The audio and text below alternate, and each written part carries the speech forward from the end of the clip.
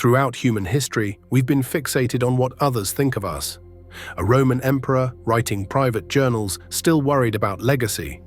Medieval peasants fretted over village gossip. Modern celebrities refresh their social media obsessively. This universal human tendency transcends time and culture. Why do we care so much about what others think? This question strikes at the core of our existence. We are social creatures, evolved in tight-knit groups where acceptance meant survival and rejection meant death. Our ancient ancestors lived in bands of 50 to 150 people, where reputation wasn't just about status. It determined access to food, shelter, mates, and protection. A damaged reputation could be a death sentence. This evolutionary heritage remains embedded in our psychology. When we feel judged, our bodies respond with the same stress reactions as if facing physical danger. Our hearts race, palms sweat, cortisol floods our system. The brain's pain centers activate when we experience social rejection, using the same neural pathways as physical pain. Evolution has literally wired us to feel social exclusion as physical harm. Consider how deeply this runs through our daily lives. A teenager agonizes over an outfit, not for comfort, but for peer approval. A professional rehearses a presentation repeatedly, haunted by imagined judgment. An artist hesitates to share work, paralyzed by potential criticism. We filter our words, curate our online presence, and monitor our behavior, all to manage the perceptions of others. This concern isn't simply vanity. It reflects our fundamental need for connection. Humans achieved dominance not through physical strength, but through cooperation. Our capacity to form complex social structures, from hunting parties to corporations, stems from our ability to coordinate, to trust, and to belong. When we worry about others' opinions, we're really worrying about our place in the tribe. Yet there's a cruel irony here. The more desperately we seek approval, the more elusive it becomes. We contort ourselves into shapes we think others will accept, only to discover we've become unrecognizable to ourselves. We chase validation in social media metrics, material possessions, professional achievements, external markers that never fully satisfy our internal need for acceptance. This anxiety has only intensified in our hyper-connected world. We now perform for audiences we've never met, vulnerable to judgment from strangers across the globe. Our social missteps can be preserved indefinitely, our moments of weakness immortalized. The village gossip that once faded with time now lives forever in digital amber. What's particularly insidious is how we internalize this external gaze. We become our own harshest critics, adopting the imagined standards of others. We rehearse conversations that never happened, wincing at remembered awkwardness from years ago. We create elaborate fictions about what others think of us, usually far more negative than reality. The judge we fear most lives within our own minds. The philosophers of ancient Greece and Rome understood this suffering intimately. Epictetus, once a slave, observed that freedom comes not from controlling external events, but from mastering our internal responses. Make the best use of what is in your power, he advised, and take the rest as it happens. The Stoics recognized that we cannot control others' opinions, only our response to them. Marcus Aurelius, Emperor of Rome, wrote privately in his Meditations, "I have often wondered how it is that every man loves himself more than all the rest of men, but yet sets less value on his own opinion of himself than on the opinion of others." Even from the pinnacle of power, he struggled with the same human vulnerability. Our preoccupation with others' thoughts creates a peculiar blindness. We assume others are constantly evaluating us, when in truth, they're typically consumed with their own anxieties. Psychologists call this the spotlight effect, our tendency to overestimate how much attention others pay to our appearance and behavior. Most people are too busy worrying about their own social standing to scrutinize ours with the intensity we fear. And yet this concern isn't entirely misplaced. Our reputations do matter. They affect our relationships, careers, and opportunities. The trick isn't to eliminate our social awareness, but to right-size it, to care about others' perspectives without being enslaved by them. The most compelling people often share a certain quality. They're less concerned with being liked than with being authentic. They've discovered that genuine connection comes not from crafting a perfect image, but from revealing their true selves. Paradoxically, when we stop desperately seeking approval, we often find ourselves more deeply appreciated. This is the central tension we must navigate, acknowledging our social nature while maintaining our independence. We need others, yet we must find worth beyond their judgment. We seek connection without sacrificing authenticity. We want to belong without losing ourselves. As we explore this tension, we might find wisdom in an unexpected source. Children, before they become self-conscious, move through the world with remarkable freedom. They dance awkwardly, create enthusiastically, and love openly. Not because they don't care what others think, but because they haven't yet learned to fear judgment. Perhaps the path forward isn't to overcome our social nature, but to return to it in its purest form, connected yet unafraid. But this childlike freedom isn't easily recaptured. As we mature, we accumulate layers of social conditioning that become almost impossible to distinguish from our authentic selves. We learn to anticipate disapproval, to scan for social threats, to modify our behavior preemptively. These adaptations become so automatic that we mistake them for our personality. The ancient philosopher Diogenes challenged these social masks directly. Living in a barrel, rejecting material possessions, and flouting social conventions, he embodied a radical freedom from others' expectations. When Alexander the Great asked what he could do for the philosopher, Diogenes simply replied, "Stand out of my sun." Here was a man who had transcended the need for approval, even from the most powerful ruler in the world. Few of us could, or should, live like Diogenes. Complete disregard for social norms isn't the answer for most people, but his example illuminates an important truth. Much of what we assume to be necessary social compliance is actually optional. The consequences of disregarding others' expectations are often far less severe than we imagine. Consider how much mental energy we expend managing impressions. We carefully select words in conversations, anticipating how they might be received. We obsess over our appearance, not for our own satisfaction, but for others' approval. We pursue career paths that will impress at reunions or dinner parties. We buy homes and cars and clothes that signal our social position. We curate social media feeds that present idealized versions of our lives. This constant performance exacts a tremendous cost. It drains our vitality, fractures our attention, and distances us from our deepest values. We become like actors who've forgotten they're in a play, mistaking the role for reality. The exhaustion many feel in social situations stems not from interaction itself, but from the labor of perpetual self-monitoring. Neuroimaging studies reveal that concern about reputation activates regions associated with fear processing. We experience social evaluation as a threat, prompting a cascade of stress responses designed for physical danger. Over time, this chronic stress contributes to anxiety, depression, and even cardiovascular disease. Our fear of judgment isn't just psychologically painful, it's physiologically damaging. The intensity of this fear varies across cultures. Research shows that collectivist societies, which emphasize group harmony over individual expression, foster greater sensitivity to social evaluation. In Japan, there's even a specific psychiatric diagnosis, Taijin Kyofusho, for the debilitating fear of offending or displeasing others. While Western individualism supposedly celebrates independence, Americans report extraordinary levels of social anxiety, suggesting our cultural mythology diverges sharply from our lived experience. Adolescence marks a critical period when this concern intensifies dramatically. The teenage brain undergoes significant reorganization, with heightened sensitivity to social rewards and threats. This biological change coincides with the social transition from family unit to peer group, creating perfect conditions for preoccupation with others' opinions. The seemingly irrational intensity of teenage social anxiety isn't immaturity. It's an adaptive response to a developmental stage where social integration is paramount. This developmental lens helps explain why our concern with others' opinions often feels so primal. During our most vulnerable years, social acceptance literally shaped our survival prospects.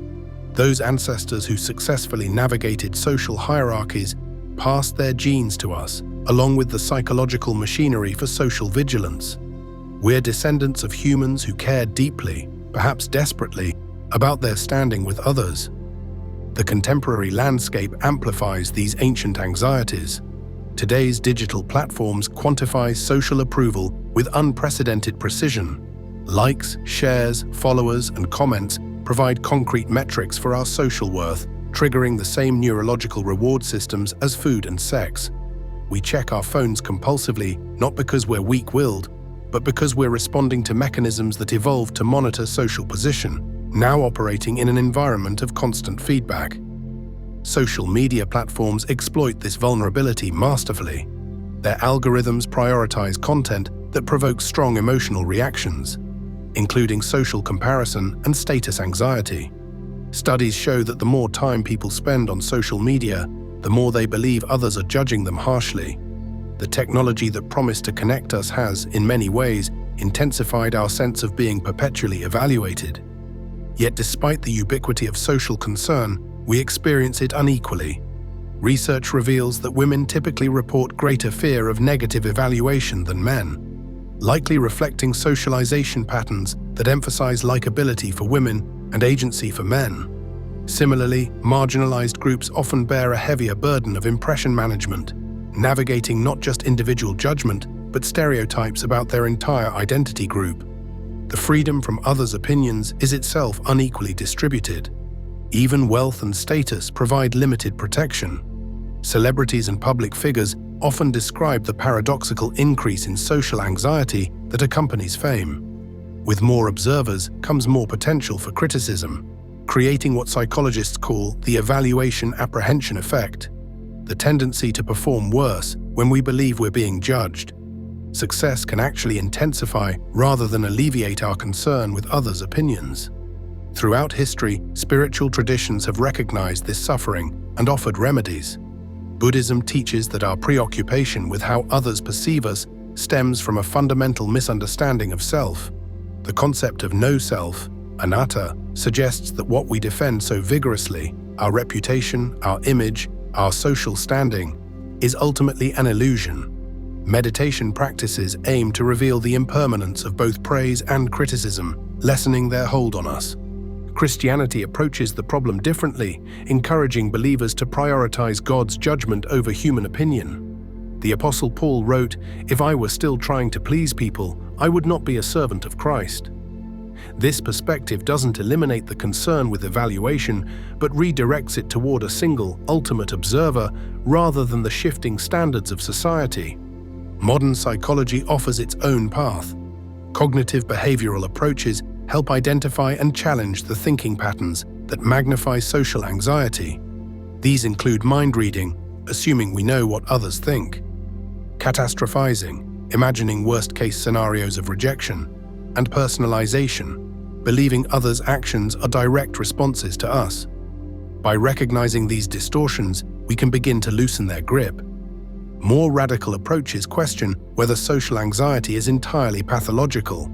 The philosopher Søren Kierkegaard suggested that our concern with others' opinions reflects an existential truth. We become ourselves only in relation to others. Our identities form through social interaction, making complete independence impossible. Perhaps the goal isn't to eliminate social consciousness, but to transform it, to care about others' well-being rather than their approval. This shift in perspective reveals an often overlooked dimension of our social concern.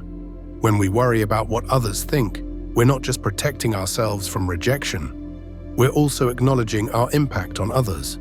Empathy and social awareness, when balanced, allow us to move through the world with consideration rather than fear. The capacity to attune to others' responses is the same faculty that enables deep connection. The Stoics understood this nuance. While advocating indifference to others' opinions, they simultaneously emphasized our duty to others. This apparent contradiction resolves when we distinguish between being controlled by others' judgments and being responsive to others' well-being. The Stoic ideal wasn't isolation, but purposeful engagement, participating fully in society while maintaining internal freedom. Consider Marcus Aurelius again, who wrote, "The opinion of 10,000 men is of no value if none of them know anything about the subject." He wasn't rejecting all external feedback, but discriminating between valuable assessment and empty judgment. This discernment offers a middle path between desperate approval-seeking and complete disregard for others. Archaeological evidence suggests that concern with reputation extends far beyond recorded history. Burial sites from 100,000 years ago contain elaborate grave goods, indicating that our prehistoric ancestors believed their status continued even after death. Reputation management may be one of humanity's oldest psychological adaptations, predating agriculture, writing, and even settled communities. This evolutionary perspective helps explain why simplistic advice to stop caring what others think rarely works. We might as well advise people to stop seeking food or shelter. The need for social belonging is woven into our biology, operating below the level of conscious choice. What we can choose is how we respond to this need, whether we allow it to drive us toward authentic connection or shallow conformity. The modern workplace exemplifies this tension. Professional environments demand impression management, yet studies show that bringing your whole self to work correlates with greater engagement, creativity, and job satisfaction. Organizations increasingly recognize that environments where people feel they must constantly monitor others' impressions actually suppress the authenticity and vulnerability that drive innovation. In romantic relationships too, fear of judgment creates paradoxical dynamics. We most desire partners who accept us completely, yet we often hide our true selves to secure these relationships. This strategy inevitably fails, as maintaining a false front exhausts both parties and prevents the genuine intimacy we seek. The healthiest relationships emerge when both people feel safe enough to be authentically seen. This safety isn't merely psychological comfort, it's a prerequisite for growth. Educational research shows that students learn best in environments where they feel secure enough to take risks, make mistakes, and appear not knowing temporarily. When concern about others' judgment dominates, learning stalls. The same principle applies throughout life. Growth requires us to risk negative evaluation. Perhaps most significantly, preoccupation with others' opinions narrows our moral vision. When we make ethical decisions based on social approval rather than internal values, we become vulnerable to groupthink and moral compromise. History's moral pioneers, from abolitionists to suffragists to civil rights leaders, all faced periods of intense social disapproval. Had they prioritized others' opinions over their convictions, vital progress would have stalled. The philosopher Hannah Arendt observed this pattern during the rise of totalitarianism. She noted how ordinary people committed extraordinary atrocities not from inherent evil, but from deference to authority and peer pressure. The banality of evil, as she termed it, often stems from surrendering moral judgment to social consensus. Our concern with others' approval can override even our most fundamental ethical instincts. This understanding reframes our relationship with social judgment. The capacity for independent thought, for maintaining conviction in the face of disapproval, isn't just personally liberating, it's socially essential. Societies need individuals willing to risk reputation for principle, to speak uncomfortable truths, to challenge harmful consensus. The person who has mastered fear of others' opinions becomes capable of moral courage. Yet this courage doesn't emerge from nowhere. It develops gradually through small acts of authenticity, through managing the discomfort of potential disapproval, through distinguishing between constructive feedback and empty judgment. Each time we choose truth over approval, we strengthen this capacity. Each time we tolerate the anxiety of potential rejection, it diminishes slightly. Some psychological research suggests that we can accelerate this process through deliberate exposure. By voluntarily engaging in activities that risk mild social disapproval, singing in public, wearing unconventional clothing, expressing unpopular but ethical viewpoints, we desensitize ourselves to evaluation anxiety. These exercises aren't about developing thick skin, but about calibrating our social sensitivity more accurately. The goal isn't to stop caring entirely, but to care differently. To value connection over approval, contribution over impression, integrity over image. This shift doesn't happen through willpower alone, but through gradually realigning our attention toward what truly matters to us. As the Stoics taught, we flourish not by ignoring others, but by focusing on what serves our deeper purpose.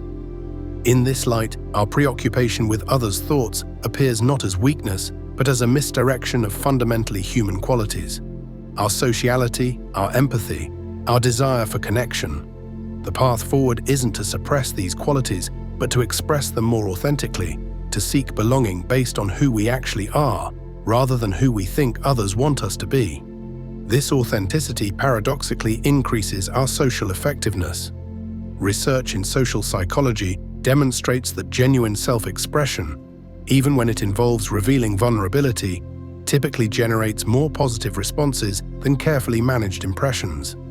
People are drawn to authenticity precisely because it's rare in a world of curated self-presentation. The comedian Hannah Gadsby captures this paradox in her groundbreaking performance, Nanette, where she observes that self-deprecation isn't humility, but self-destruction when you already exist on society's margins. She suggests that true freedom comes not from performing acceptability, but from demanding acceptance on your own terms, a proposition both terrifying and liberating. Film and literature return obsessively to this theme. From The Emperor's New Clothes to The Matrix, our stories repeatedly examine the tension between social illusion and personal truth. We resonate with characters who break free from others' expectations because they enact our own deepest longing, not to be free from relationship, but to be in relationship authentically. The nature of control. Who was Epictetus? The slave who became a teacher of freedom. The chains rattled as the young slave limped across the stone floor of his master's home in Rome. His name was Epictetus, acquired one in Greek, a name that revealed not his identity, but his status as property. Born around 50 CE in Hierapolis, a Greek city in what is now Turkey, his earliest memories were not of freedom, but of servitude. Yet within this broken body, owned by another, grew one of history's most liberated minds. Epictetus's master was Epaphroditus, a wealthy freedman who served as secretary to Emperor Nero. The household was positioned at the very center of Roman power, a world of extravagant opulence and brutal cruelty. It was here, amid the shadows of imperial excess, that Epictetus would forge his understanding of what true freedom meant. The young slave's leg was crippled. Some accounts say from birth, others claim his master broke it during a fit of rage. As the story goes, while being tortured, Epictetus calmly warned his master, "If you continue, you will break my leg." When the leg indeed snapped, he simply observed, "Did I not tell you that you would break it?" Even in extreme physical pain, he demonstrated a mind untouched by suffering. Despite his physical limitations and legal status as property, Epictetus possessed one extraordinary privilege. His master allowed him to attend lectures by the Stoic philosopher Musonius Rufus. Known as the Roman Socrates, Rufus saw something special in the young slave, with the penetrating gaze and quick mind. While Rome burned with Nero's excesses, master and student explored the nature of human freedom in quiet conversations that would eventually reshape Western thought. What Epictetus learned from Rufus wasn't just philosophy as an intellectual exercise, but philosophy as a way of life. The principles of Stoicism weren't meant to be debated in comfortable salons, but tested in the crucible of daily existence. And who better to understand the distinction between what we can and cannot control than a man who legally controlled nothing, not even his own body? When finally granted his freedom, we don't know exactly when or how, Epictetus didn't seek wealth or status or revenge. Instead, he began to teach. His school was not a grand academy, but a simple room where students came to hear not elaborate theories, but practical wisdom about how to live. What made Epictetus extraordinary was not just what he taught, but how he taught it. Unlike many philosophers who crafted elegant written works, Epictetus wrote nothing. His teachings survive only because a devoted student, Arrian, recorded his master's words. These became the Discourses and The Enchiridion, or Handbook, works that would profoundly influence figures from Roman Emperor Marcus Aurelius to modern psychotherapists. At the core of his teaching was a revolutionary idea. True freedom has nothing to do with external circumstances. Make the best use of what is in your power, he taught, and take the rest as it happens. In a single elegant distinction, Epictetus offered a radical redefinition of liberty. Some things, he explained, are within our control. Our judgments, our intentions, our desires, our aversions. Everything else, our bodies, our possessions, our reputations, even our physical freedom, lies beyond our control. Consider what this meant coming from a man who had been enslaved. Freedom was not something that could be granted or taken away by an emperor or master. True freedom existed in the realm of thought, in the ability to distinguish between what we can and cannot control, and in the discipline to focus solely on the former. The chief task in life, he taught, is simply this: to identify and separate matters so that I can say clearly to myself which are externals not under my control, and which are my own judgments which are under my control. This insight came not from abstract theorizing, but from lived experience. When your body can be bought and sold, when your physical movements can be restricted, when pain can be inflicted on you at another's whim, that is when you discover that freedom must mean something deeper than mere absence of external constraint. In 89 CE, Emperor Domitian banished all philosophers from Rome, viewing their teachings about inner freedom as threats to imperial control. Epictetus, rather than fight or hide, simply moved. He established a new school in Nicopolis on Greece's western coast, where his reputation grew even greater. Students traveled from across the empire to learn from the former slave who taught emperors about the true nature of power. What drew them wasn't sophisticated rhetoric or promises of worldly success. Epictetus offered something far more valuable, a path to unshakable inner tranquility. His teaching method was direct, often confrontational. If you want to improve, he would tell students, be content to be thought foolish and stupid with regard to external things. He had no patience for philosophical dilettantes. When wealthy students arrived wanting to debate abstract theories, Epictetus would challenge them. Show me how you behave in the face of pain, pleasure, death, and harsh criticism. That's how I'll know if you're a philosopher. The lame ex-slave lived with extreme simplicity. His small home contained a straw pallet, a simple lamp, and little else. When his lamp was stolen, he remarked only that the thief would be disappointed to discover he'd have to settle for a clay lamp next time. This wasn't performed asceticism, but a genuine indifference to externals that cannot bring true happiness. Epictetus never married until late in life, when he adopted a friend's child who was destined to be abandoned. Even in this act of compassion, he demonstrated his philosophy, taking responsibility for what was in his control while accepting the harsh realities of Roman society that were not. What made his teachings revolutionary was their democratic nature. Unlike much of ancient philosophy, Stoicism, as taught by Epictetus, required no special education, wealth, or status. Its practice was available to anyone willing to distinguish between what they could and couldn't control, and to focus relentlessly on the former. His influence rippled across centuries and continents.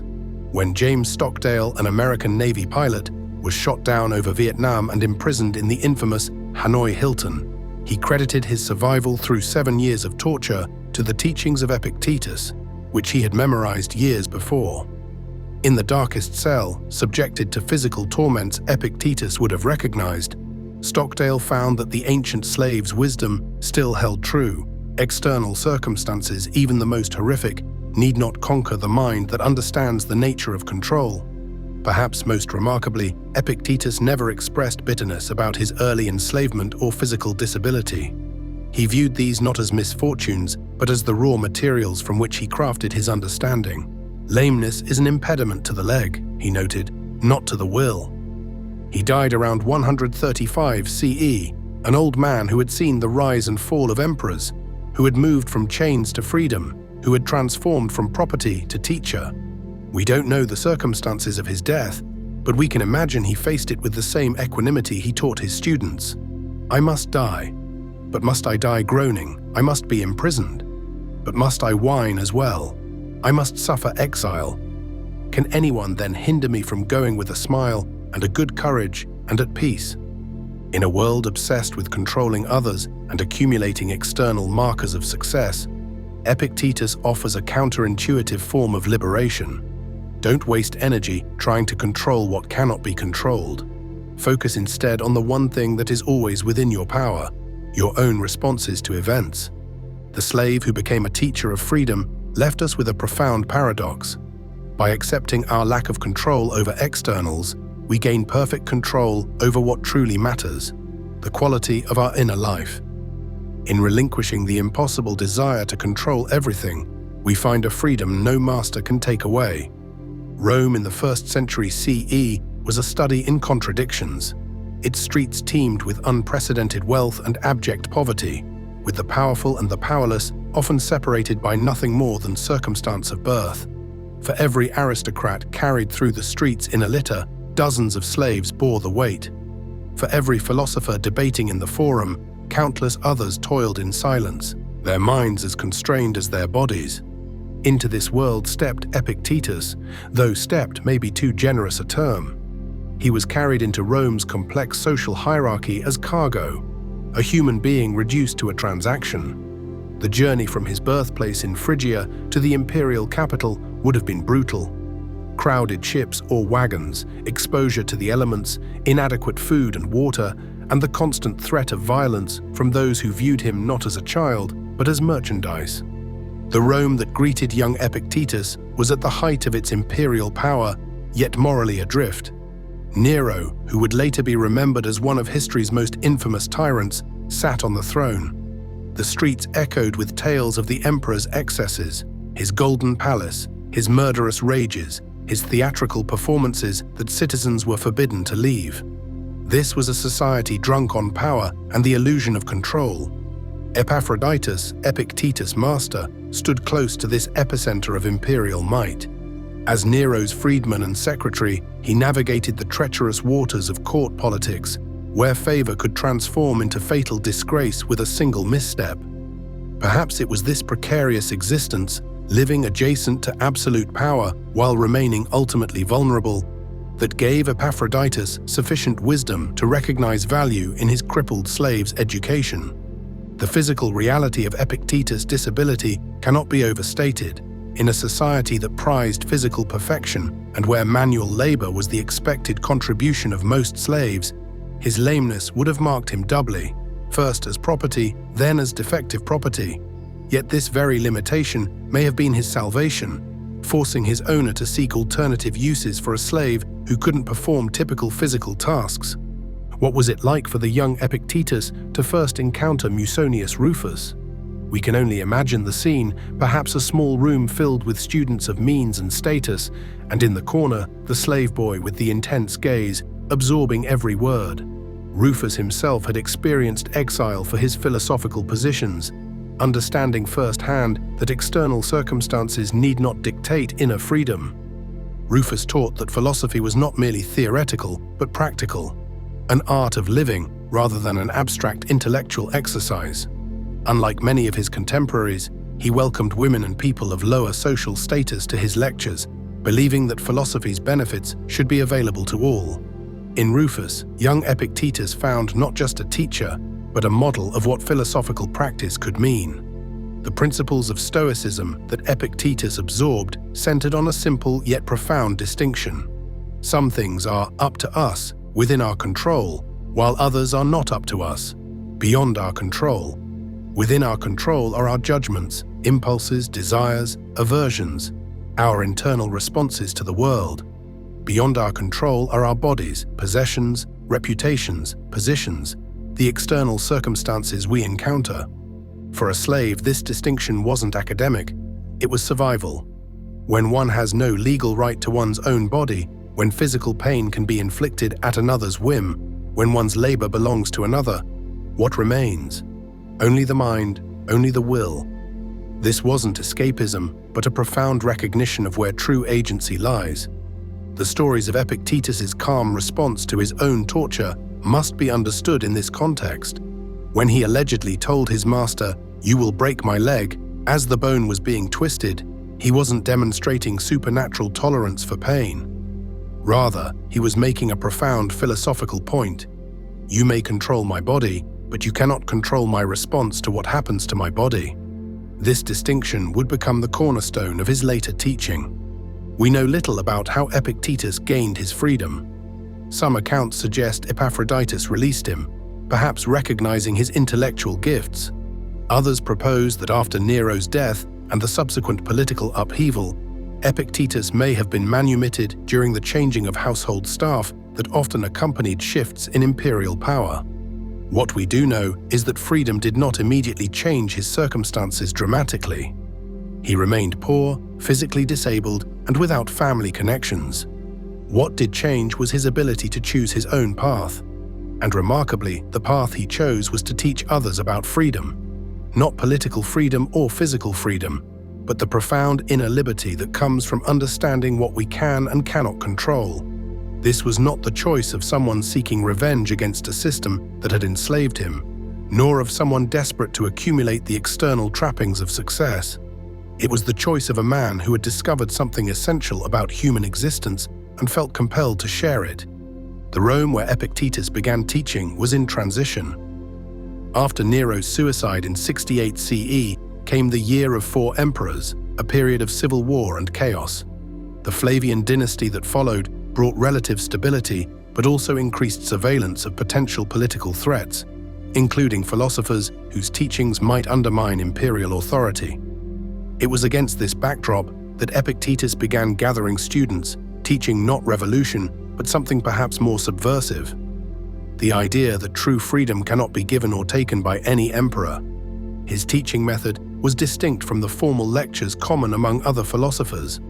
The discourses that survive reveal a dynamic, often challenging approach. Epictetus used dialogue, questions, and even mockery to shake students from their complacency.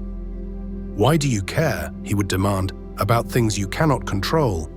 He would interrogate students about their fears, of death, of poverty, of disgrace, forcing them to confront the underlying judgments that created their suffering. Consider what it meant for the Roman elite to learn from a former slave. These were young men accustomed to giving orders, not receiving them, accustomed to judging others, not being judged themselves. Yet something about Epictetus's authenticity drew them. Unlike philosophers who merely theorized about adversity, he had lived it. Unlike teachers who spoke of detachment from external things while living in luxury, his simple lifestyle demonstrated his principles. When Emperor Domitian ordered all philosophers expelled from Rome and Italy in 89 CE, Epictetus once again faced external circumstances beyond his control. His response embodied his teaching. Rather than resist futilely or despair, he simply accepted what he could not change and focused on what he could. He relocated to Nicopolis in Epirus, northwest Greece, established a new school and continued teaching. Nicopolis was no backwater. It was a significant city founded by Augustus to commemorate his victory at Actium. Yet it was certainly removed from the center of power.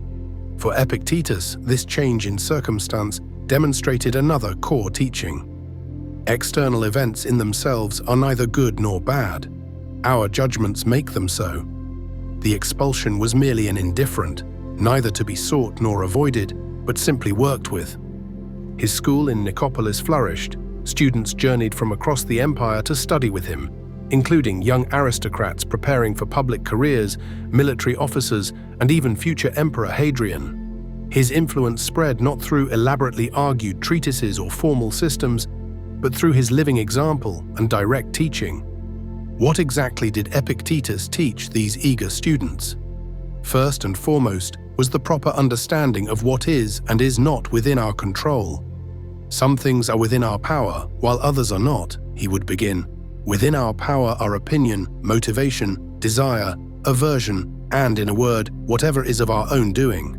Not within our power are our body, our property, reputation, office, and, in a word, whatever is not of our own doing. This seemingly simple distinction has profound implications. If we invest our happiness in things beyond our control, wealth, status, others' opinions, physical comfort, even life itself, we are destined for anxiety and disappointment. If instead we focus on what we can control, our judgments, our values, our responses, we can achieve true freedom regardless of external circumstances. For Epictetus, this wasn't just theory, but lived reality. The man who had been property, who limped on a damaged leg, who owned almost nothing, had achieved something his wealthiest students desperately sought: ataraxia, the tranquility that comes from aligning one's will with the natural order of things, rather than fighting against it. Do not seek to have events happen as you want them to, he taught, but instead want them to happen as they do happen, and your life will go well. This wasn't fatalism, but a radical acceptance, recognizing that wishing reality were different is the source of suffering, while working skillfully with reality as it is becomes the source of peace. The second major theme in Epictetus's teaching centered on our social duties. While emphasizing inner freedom, he never advocated withdrawal from society. Instead, he taught that each person has roles to fulfill as citizen, family member, neighbor, human being. Remember that you are an actor in a play, he said, the character of which is determined by the playwright. This theatrical metaphor wasn't meant to suggest that life is meaningless performance, but rather that we each have parts to play. The wise person doesn't waste energy wishing for a different role, but instead performs their given role with excellence. The key is to remember that while we must play our parts seriously, we shouldn't confuse the role with our essential selves. For students accustomed to defining themselves by family lineage, wealth, or political position, this teaching offered both challenge and liberation. Your true identity, Epictetus insisted, lies not in these external attributes, but in your capacity for reasoned choice, in your ability to respond virtuously to whatever circumstances you encounter. The third pillar of his teaching concerned our relationship with God or the divine. For Epictetus, God was not a distant figure requiring propitiation, but an immanent presence manifest in the rational order of the universe. Each human being carries a fragment of divine reason within them, a capacity to understand the cosmic order and align with it. God has placed me in this position, he would say of any circumstance. This wasn't blind submission to fate, but recognition that the universe operates according to rational principles. The wise person works in harmony with these principles rather than railing against them. Freedom comes not from controlling external events, but from bringing our will into alignment with the divine will that governs all things. For students raised with traditional Roman religion's emphasis on ritual and sacrifice, this perspective offered a profound shift. True piety, Epictetus taught, lies not in external observances, but in developing the right relationship with reality itself, accepting what cannot be changed while taking responsibility for what can. Perhaps what made these teachings so powerful was the living example of the teacher himself. Epictetus didn't just talk about indifference to external things, he lived it. Stories abound of his simplicity. He lived alone in a small cottage with minimal furnishings. When his iron lamp, one of his few possessions, was stolen, he remarked only that the thief would be disappointed to find it replaced with a clay one. This wasn't performed poverty or asceticism for show. It was the natural expression of someone who had internalized his own teaching. External things are ultimately indifferent to our true well-being. The peace that comes from aligning with reality cannot be stolen or destroyed. Later in life, Epictetus did something unexpected for a man who had lived alone. He took in a child. According to Lucian, he adopted an infant who would otherwise have been abandoned, hiring a woman to help raise the child. This act reveals another dimension of his philosophy: compassion expressed through action rather than sentiment, taking responsibility for what is within one's control rather than lamenting what isn't. The enduring power of Epictetus's teaching lies partly in its psychological insight. Long before modern cognitive therapy, he recognized that our emotions stem not directly from events, but from our judgments about events. Men are disturbed not by the things that happen, he observed, but by their opinions about those things. This insight points to a radical form of freedom available to everyone, regardless of circumstances. If our suffering stems from our judgments rather than from events themselves, then by changing our judgments, by seeing things differently, we can transform our emotional experience. This doesn't mean denying reality or suppressing emotion, but rather developing a more accurate understanding of what things actually mean. Consider his approach to fear of death. Rather than offering comforting myths or distractions, Epictetus confronted mortality directly. I must die, but must I die groaning? I must be imprisoned, but must I whine as well? Death itself is inevitable and beyond our control. Our response to this fact remains our choice. By repeatedly contemplating mortality and recognizing it as a natural part of existence rather than a catastrophe, we free ourselves from the paralysis that fear of death creates. Similarly, his approach to insults and criticism offered psychological liberation. Remember, he taught, that what is insulting is not the person who abuses or hits you, but the judgment that these things are insulting. When someone criticizes you, he explained, they are expressing their opinion, which may or may not be accurate. The sting we feel comes not from their words, but from our judgment that their opinion matters, or that their criticism diminishes us. This teaching doesn't advocate indifference to genuine feedback or moral criticism. Rather, it offers a way to distinguish between substantive criticism that might help us improve and mere abuse that reflects more on the speaker than on us.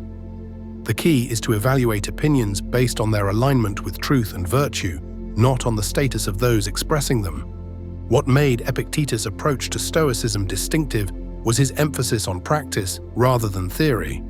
Philosophy wasn't something to be debated, but lived. If you didn't learn these things in order to demonstrate them in practice, he chided his students, what did you learn them for? He prescribed specific exercises, daily reflection, mindful attention to judgments as they arise, rehearsal of challenging situations, contemplation of one's mortality. To develop the psychological skills his philosophy required. This practical approach made his teachings accessible to people from all backgrounds. You didn't need specialized education to understand the difference between what you can and cannot control. You didn't need wealth or status to practice aligning your will with reality. His was a truly democratic philosophy, available to anyone willing to practice it. The democracy of his approach extended to his view of human worth. In a society stratified by class, gender, and legal status, Epictetus taught the radical equality of all human beings based on their shared capacity for reason. Remember, he insisted, that you are a son of God. This divine kinship wasn't based on social position, but on the spark of reason present in every human being. By the time of his death around 135 CE, Epictetus had influenced countless students directly and many more through the spread of his teachings. Yet his greatest impact would come centuries later, when his handbook was discovered and translated during the Renaissance, introducing Stoic principles to a new generation of thinkers. His influence appears in unexpected places. The philosopher Descartes, searching for certainty in a world of doubt, echoed Epictetus's focus on what lies within our control. American founding fathers like Thomas Jefferson drew on Stoic principles in forming their vision of liberty. The psychotherapist Albert Ellis explicitly acknowledged his debt to Epictetus in developing rational emotive behavior therapy, which focuses on challenging irrational beliefs that cause emotional distress. Most poignantly, prisoners of war like James Stockdale found in Epictetus's teachings the psychological tools to endure captivity and torture. After his aircraft was shot down over North Vietnam in 1965, Stockdale endured 7 years of imprisonment, including torture and solitary confinement. He later wrote that Epictetus's distinction between what we can and cannot control was the key to his survival. I was just very, very lucky to have studied something that allowed me to handle the environment that I was in. What might Epictetus himself make of his enduring influence? Perhaps he would point out that lasting fame was never his goal, being an external beyond his control. Perhaps he would remind us that the value of his teaching lies not in quoting his words, but in applying his principles to our own lives. Can we distinguish between what we can and cannot control? Can we focus our energy on the former while accepting the latter? Can we find freedom not in changing our circumstances, but in choosing our responses to them? In our modern world of constant distraction and ceaseless striving for external validation, Epictetus offers a radical alternative. True control comes not from managing our environment, but from mastering ourselves. The slave who became a teacher of freedom continues to speak to us across the centuries, reminding us that no matter our circumstances, our responses remain our own. As we consider the nature of control through the lens of Epictetus's life and teaching, we're confronted with a paradox. By relinquishing our desperate grip on what we cannot control, we discover perfect freedom in what we can. In a world that constantly tells us that freedom means having more choices, more possessions, more control over others, Epictetus whispers a subversive truth. True freedom lies within. Why we crave approval. The illusion of validation. From our earliest days as a species, human survival depended not just on individual strength, but on our ability to cooperate and belong. The ancient human who found themselves cast out from the tribe faced not just loneliness, but a death sentence, alone against predators, hostile environments, and the crushing weight of isolation. Our brains evolved accordingly, developing sophisticated neural pathways that reward social acceptance with floods of dopamine and punish rejection with pain as real as any physical wound. Evolution inscribed this lesson deep within our biology. Being liked means being alive. This primal wiring remains largely unchanged in our modern world. The teenager anxiously counting likes on social media, the professional seeking validation through promotions, the artist hungering for applause, all are responding to ancient survival programming that whispers, if they reject you, you won't survive. We experience social rejection in the same brain regions that process physical pain. When someone criticizes us, our bodies often respond as though facing a genuine threat. Heart racing, palms sweating, thoughts scattered in the biochemical storm of fight or flight. Yet something profound has changed. In contemporary society, where basic survival rarely depends on social acceptance, this hardwired response has become maladaptive. We sacrifice authenticity for applause, surrender our deepest values for validation, all while chasing an ever-moving target. The painful truth is that approval-seeking has transformed from survival mechanism to psychological prison. Consider how this manifests in daily life. The executive who works 80-hour weeks, not because she values the work itself, but because she craves the status that comes with success. The student who chooses a prestigious major despite having no passion for the subject, fearing disappointment from parents who sacrificed for their education. The partner who stifles their own needs in a relationship, terrified that authentic expression might lead to abandonment. These are not mere inconveniences, they represent lives partially unlived, potentials never realized, all sacrificed at the altar of external validation. Neuroscience has begun to illuminate just how deeply this need for approval is embedded in our physiology. MRI studies show that social rejection activates the same neural pathways as physical pain, suggesting that our brains process exclusion as a genuine threat to survival. The anterior cingulate cortex, the region that lights up when we experience physical pain, similarly activates when we feel socially excluded. This explains why criticism can feel so viscerally threatening, why a harsh comment can linger in our minds for days or even years. The biochemistry of approval seeking is equally revealing. When we receive positive feedback, a compliment, a like on social media, applause from an audience, our brains release dopamine, the same neurotransmitter involved in addiction. This creates a neurochemical reward loop that can become as compelling as any substance dependency. We begin to crave the next hit of validation, each one providing momentary relief from the gnawing question, am I enough? The Stoic philosopher Epictetus understood this dilemma with remarkable clarity, despite living nearly 2,000 years ago. Born into slavery in Hierapolis, he experienced firsthand the crushing weight of existing solely for others' approval. Perhaps this is why he spoke so passionately about psychological freedom. If you wish to be free, do not concern yourself with what others think of you. For Epictetus, freedom wasn't merely physical, it was an internal state that no external force could touch. He observed how many seemingly free people remained enslaved to others' opinions, their moods rising and falling with each compliment or criticism. Make it your goal to please no one but yourself, he counseled, not as a prescription for selfishness, but as recognition that true virtue comes from within, not from the fickle opinions of others. Consider how radical this perspective remains today. We live in a culture where social media platforms have gamified approval, where influencer culture has monetized validation, where entire industries profit from our insecurity. Epictetus would see our modern predicament as a voluntary form of bondage, chains we not only accept, but actively maintain. Look at how we've designed our digital environments to exploit this vulnerability. The notification badge, the like button, the follow account, all are mechanisms engineered to trigger our evolutionary need for social acceptance. Each interaction stimulates the same neural pathways that once signaled tribal belonging, but now distilled into digital microdoses that keep us returning for more. We've created a system that monetizes our deepest insecurities, transforming our psychological vulnerabilities into profitable engagement metrics. Yet even before the digital age, this hunger for approval shaped human behavior in profound ways. Ancient Roman politicians campaigned with surprising similarity to modern counterparts, employing nomenclators, slaves whose sole purpose was to whisper the names of citizens to their masters, creating the illusion of personal connection. Renaissance painters competed viciously for patronage, often modifying their artistic vision to please wealthy benefactors. The human desire to be valued by others isn't new, but our contemporary culture has amplified and exploited it to unprecedented degrees.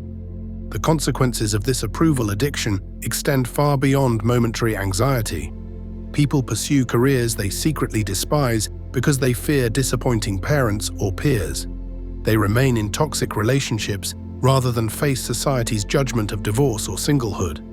They purchase homes, cars, and clothes beyond their means to project success to others who, ironically, are equally trapped in the same performance. I once spoke with a successful surgeon who, after 20 years in medicine, admitted he had never wanted the career but couldn't bear disappointing his father. "I've saved hundreds of lives," he told me, "but sometimes I wonder if I've ever truly lived my own." This is precisely the tragedy Epictetus warned against, sacrificing our authentic selves on the altar of others' expectations. The spiritual cost of validation-seeking cuts even deeper. When we prioritize external approval over internal integrity, we gradually lose touch with our authentic selves. We become so adept at shape-shifting to meet others' expectations that we no longer recognize which desires are truly ours and which have been adopted to please others. This psychological fragmentation creates what psychologists call the divided self, a state where our public persona becomes increasingly disconnected from our internal reality. Carl Jung described this phenomenon as wearing the mask, observing that many people develop such elaborate social personas that they eventually mistake the mask for their true face. The longer we live for others' approval, the more alien our authentic selves become. We may achieve external success while experiencing internal emptiness, the peculiar modern condition of having everything except ourselves. The collective impact of this approval-seeking extends beyond individual suffering. Think of how many innovations were delayed because their creators feared ridicule. How many necessary but unpopular political decisions were avoided. How many works of art remain uncreated because the potential creator feared criticism. Society loses incalculable value when its members prioritize conformity over authentic expression. The writer who dilutes their unique voice to match commercial expectations, the scientist who avoids controversial research, the politician who abandons principle for popularity, all represent not just personal compromise, but collective impoverishment. The Stoic remedy begins with a radical reframing of others' opinions. When someone criticizes you, Epictetus suggests asking, "Does their opinion change who I am? Does it diminish my character? Does it prevent me from acting virtuously?" If the answer is no, and it almost always is, then why surrender your peace of mind? This perspective applies equally to praise. When someone compliments you, the Stoic doesn't bask in validation but maintains emotional equilibrium. As Marcus Aurelius wrote in his private journals, how much time he gains who does not look to see what his neighbor says or does or thinks, but only at what he does himself, to make it just and holy. This indifference to both praise and blame represents true freedom, the ability to act from internal principles rather than external pressure. Consider how transformative this outlook would be if applied to contemporary challenges. Imagine approaching social media without craving likes or shares, using these platforms as tools rather than validation machines. Picture giving a presentation focused entirely on communicating value rather than impressing the audience. Envision making career decisions based on meaning and purpose rather than status or others' expectations. This isn't merely philosophical theory, it's a practical approach to reclaiming personal agency in a validation-obsessed culture. The path to this freedom begins with recognition. Notice when your actions are motivated by approval-seeking rather than authentic values. Are you posting that photo because it brings you joy, or because you anticipate likes? Are you agreeing with a colleague's opinion because you truly agree, or to avoid potential conflict? These small moments of awareness create space for choice. Even our language betrays how deeply approval-seeking has penetrated our consciousness. We speak of earning respect, as though others' good opinions must be purchased through performance. We describe criticism as something that can destroy us, attributing to others' thoughts a power they simply don't possess. The very metaphors we use, crushing disapproval, glowing praise, reflect our emotional investment in external judgment. Epictetus offers a practical exercise that remains remarkably effective. The invisible observer technique. When you feel anxious about others' judgments, imagine stepping outside yourself to observe the situation objectively. From this perspective, would your concern seem rational? Would this dispassionate observer see someone making decisions based on wisdom and virtue, or someone controlled by the imagined opinions of others? This mental shift helps reveal the fundamental absurdity of basing our worth on external validation. Consider that most people's opinions are formed hastily, based on incomplete information, filtered through their own biases and insecurities. Even more telling, most people are too preoccupied with their own image to give your actions more than passing thought. The judgment we fear often exists primarily in our own minds. Experimental psychologists have identified this phenomenon as the spotlight effect, our tendency to overestimate how much attention others pay to our appearance and behavior. In reality, other people notice far less than we imagine. A series of studies at Cornell University found that people consistently overestimated by 50% how many observers would notice details like a stained shirt or unusual outfit. We live as though performing under bright stage lights, while in reality, most people are too absorbed in their own performances to scrutinize ours. A modern extension of this Stoic practice involves questioning whose approval you're seeking. Often, we're not concerned with everyone's opinion equally. We fixate on specific individuals or groups. By identifying exactly whose judgment matters to us, we can examine whether their opinion truly aligns with our values. Sometimes we discover we're seeking validation from people whose life choices we wouldn't even want to emulate. Consider the paradox. We often most crave approval from those we find most judgmental. The critical parent whose standards seem impossible to meet. The dismissive colleague whose respect we've never earned. The aloof romantic interest who maintains emotional distance. This pattern reveals an uncomfortable truth. Our approval-seeking often represents unresolved emotional wounds rather than rational assessment of whose opinion should matter. Psychologists identify this as repetition compulsion, our unconscious tendency to seek validation from sources that mirror early experiences of conditional love or rejection. The child who could never please a demanding parent may grow into an adult who continuously seeks approval from similarly critical authority figures. Breaking this cycle requires not just philosophical reframing, but emotional healing, recognizing that the validation we seek from others was never theirs to give. The progressive abandonment of approval-seeking doesn't happen overnight. Like any meaningful change, it requires practice and compassion for our own humanity. The goal isn't to become immune to others' opinions, as social creatures will always register feedback, but rather to prevent those opinions from controlling our actions and defining our worth. This gradual detachment might begin with small experiments. Express an unpopular but carefully considered opinion in a low-stakes setting. Wear something that reflects your authentic taste rather than current trends. Decline an invitation to an event you don't truly want to attend without manufacturing an excuse. Each small act of authenticity builds the muscle of self-reference, the ability to consult your own values rather than anticipated reactions.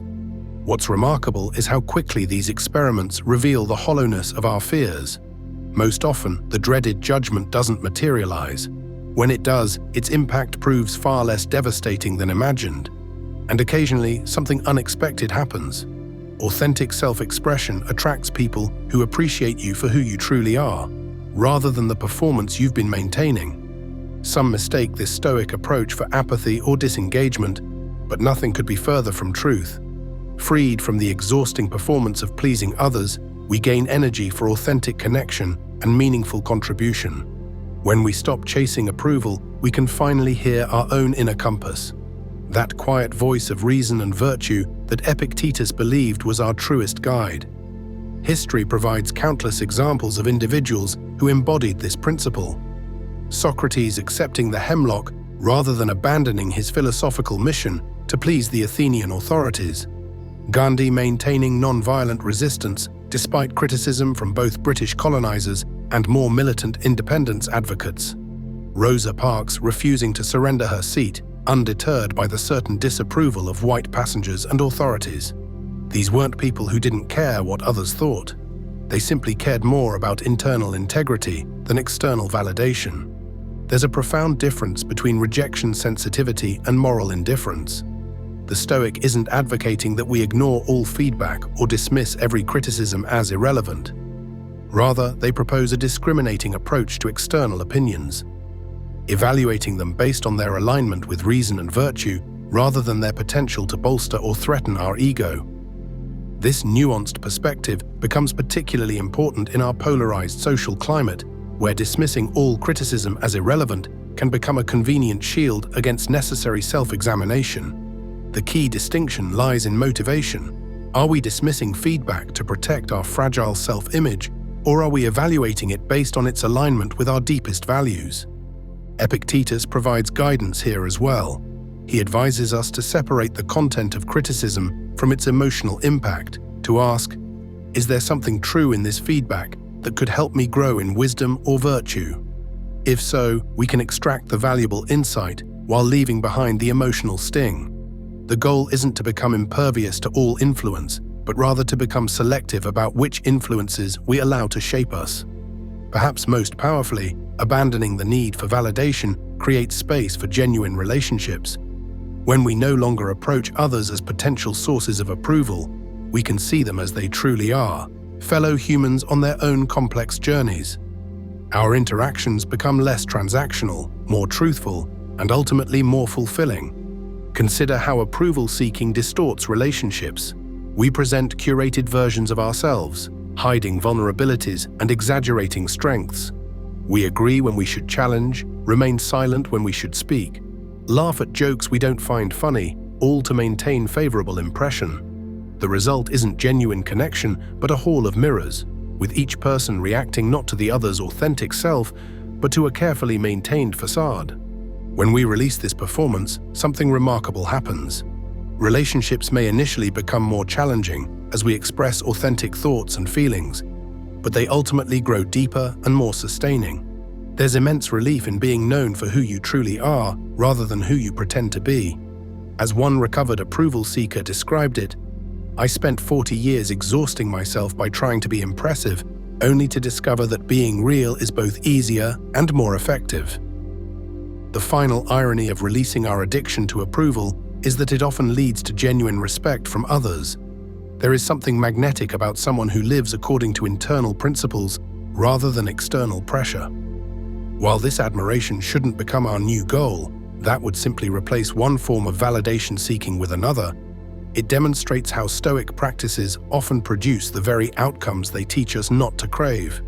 This paradox appears throughout human experience. Those most desperate for love often repel potential partners, while those comfortable with solitude often attract connection. The performer who obsesses over audience approval often seems needy and inauthentic, while the artist absorbed in their craft naturally commands attention. The politician who chases popularity through focus groups and poll-tested positions appears calculating, while the leader who speaks hard truths from conviction earns lasting respect. Eastern philosophical traditions express this same principle. The Tao Te Ching observes that trying to be beautiful makes one artificial, while natural beauty emerges without effort. Zen Buddhism speaks of non-attachment to outcomes, performing actions with full presence but without fixation on results. These diverse wisdom traditions converge on a common insight. The things we grasp most tightly are often those that most elude us. As we navigate our hyper-connected world with its unprecedented opportunities for both connection and performance, Epictetus offers a prescription for psychological freedom that has lost none of its power across 2 millennia. True liberty begins not with controlling others' opinions of us, but with liberating ourselves from concern with those opinions altogether. This liberation extends beyond individual psychology to profound social implications. Imagine communities where people spoke truthfully rather than merely pleasingly. Workplaces where employees offered genuine insights rather than anticipated agreement. Political systems where leaders proposed necessary but unpopular policies without fear of immediate backlash. The collective benefits of reduced approval seeking might transform our social fabric in ways we can barely imagine. But this transformation begins with individual practice. Each time we choose authenticity over performance, internal integrity over external validation, we strengthen not just our own psychological freedom, but the possibility of a culture built on genuine rather than performative interaction. Like all meaningful change, it happens not through grand gestures, but through consistent small choices. The accumulated weight of daily decisions to value truth over approval. The journey isn't easy. We're working against evolutionary programming, cultural conditioning, and powerful economic forces that profit from our insecurities. But as we practice this Stoic discipline, we discover something remarkable. The less we need others' approval, the more clearly we can hear our own authentic voice. And in that voice, not in the chorus of external validation, we find our true selves. Consider this: every great human achievement, every moral advance, every creative breakthrough has required someone to withstand disapproval. The scientist defending unpopular findings, the artist introducing revolutionary forms, the activist challenging unjust but accepted practices. Progress itself depends on individuals willing to prioritize truth over social acceptance. When we free ourselves from the prison of others' opinions, we don't just reclaim our personal autonomy, we contribute to humanity's evolution. The ancient Stoics understood what modern psychology has only recently confirmed, that our happiness depends far more on internal factors, our judgments, values, and responses, than on external circumstances, including others' assessments of us. Epictetus expressed this with characteristic directness. It is not things that disturb men, but their judgments about things. When we judge ourselves by others' opinions, we surrender our well-being to forces beyond our control. This surrender creates what psychologists call an external locus of control. The belief that our worth and happiness are determined primarily by outside forces rather than our own choices and values.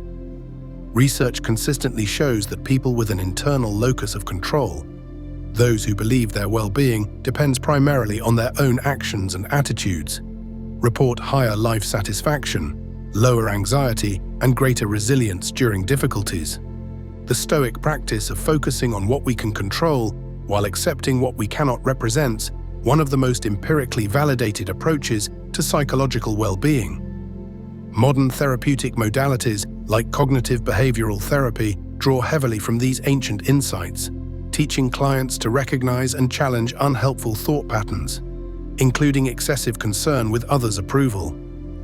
As we conclude this exploration of approval seeking, consider this final thought. Every moment spent worrying about others' opinions represents a moment not fully lived.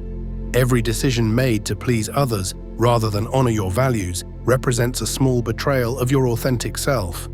The cumulative cost of these compromises isn't merely psychological discomfort, it's the gradual erosion of the only life you'll ever have.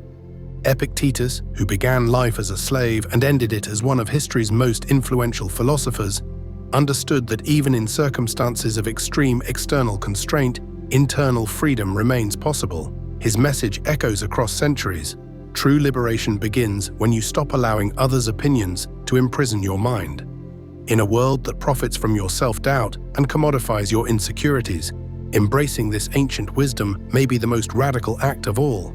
The path toward this freedom isn't linear. You'll have days of slipping back into old patterns, moments of craving validation with almost physical intensity. But with practice, these episodes become less frequent and less powerful. Gradually, approval-seeking loses its gravitational pull, and you discover the exhilarating possibility of living from the inside out, guided by internal purpose rather than external praise. This journey toward authenticity represents not withdrawal from society, but deeper engagement with it. Freed from the exhausting performance of impression management, you can offer genuine contributions, forge meaningful connections, and perhaps most importantly, model for others the possibility of living beyond the prison of public opinion. In a world desperate for authenticity, your liberation may inspire others to pursue their own. Reframing criticism, the Stoic way to handle insults. The fear of criticism runs deep in the human psyche. We move through our lives acutely aware of others' judgment, sometimes spending more energy managing perceptions than living authentically. But why? What makes the sting of another's word so potent that we might alter our behavior, question our worth, or lie awake replaying their comments in the darkness? The answer lies in a fundamental misunderstanding that the Stoics identified centuries ago. Most of us have unwittingly tied our self-worth to external validation. We've handed the keys to our emotional kingdom to others, allowing their opinions to determine how we feel about ourselves. Each criticism becomes not merely a comment, but a threat to our identity, triggering our most primal defensive responses. When we receive negative feedback, our bodies often react as though facing physical danger. Our hearts race, palms sweat, faces flush.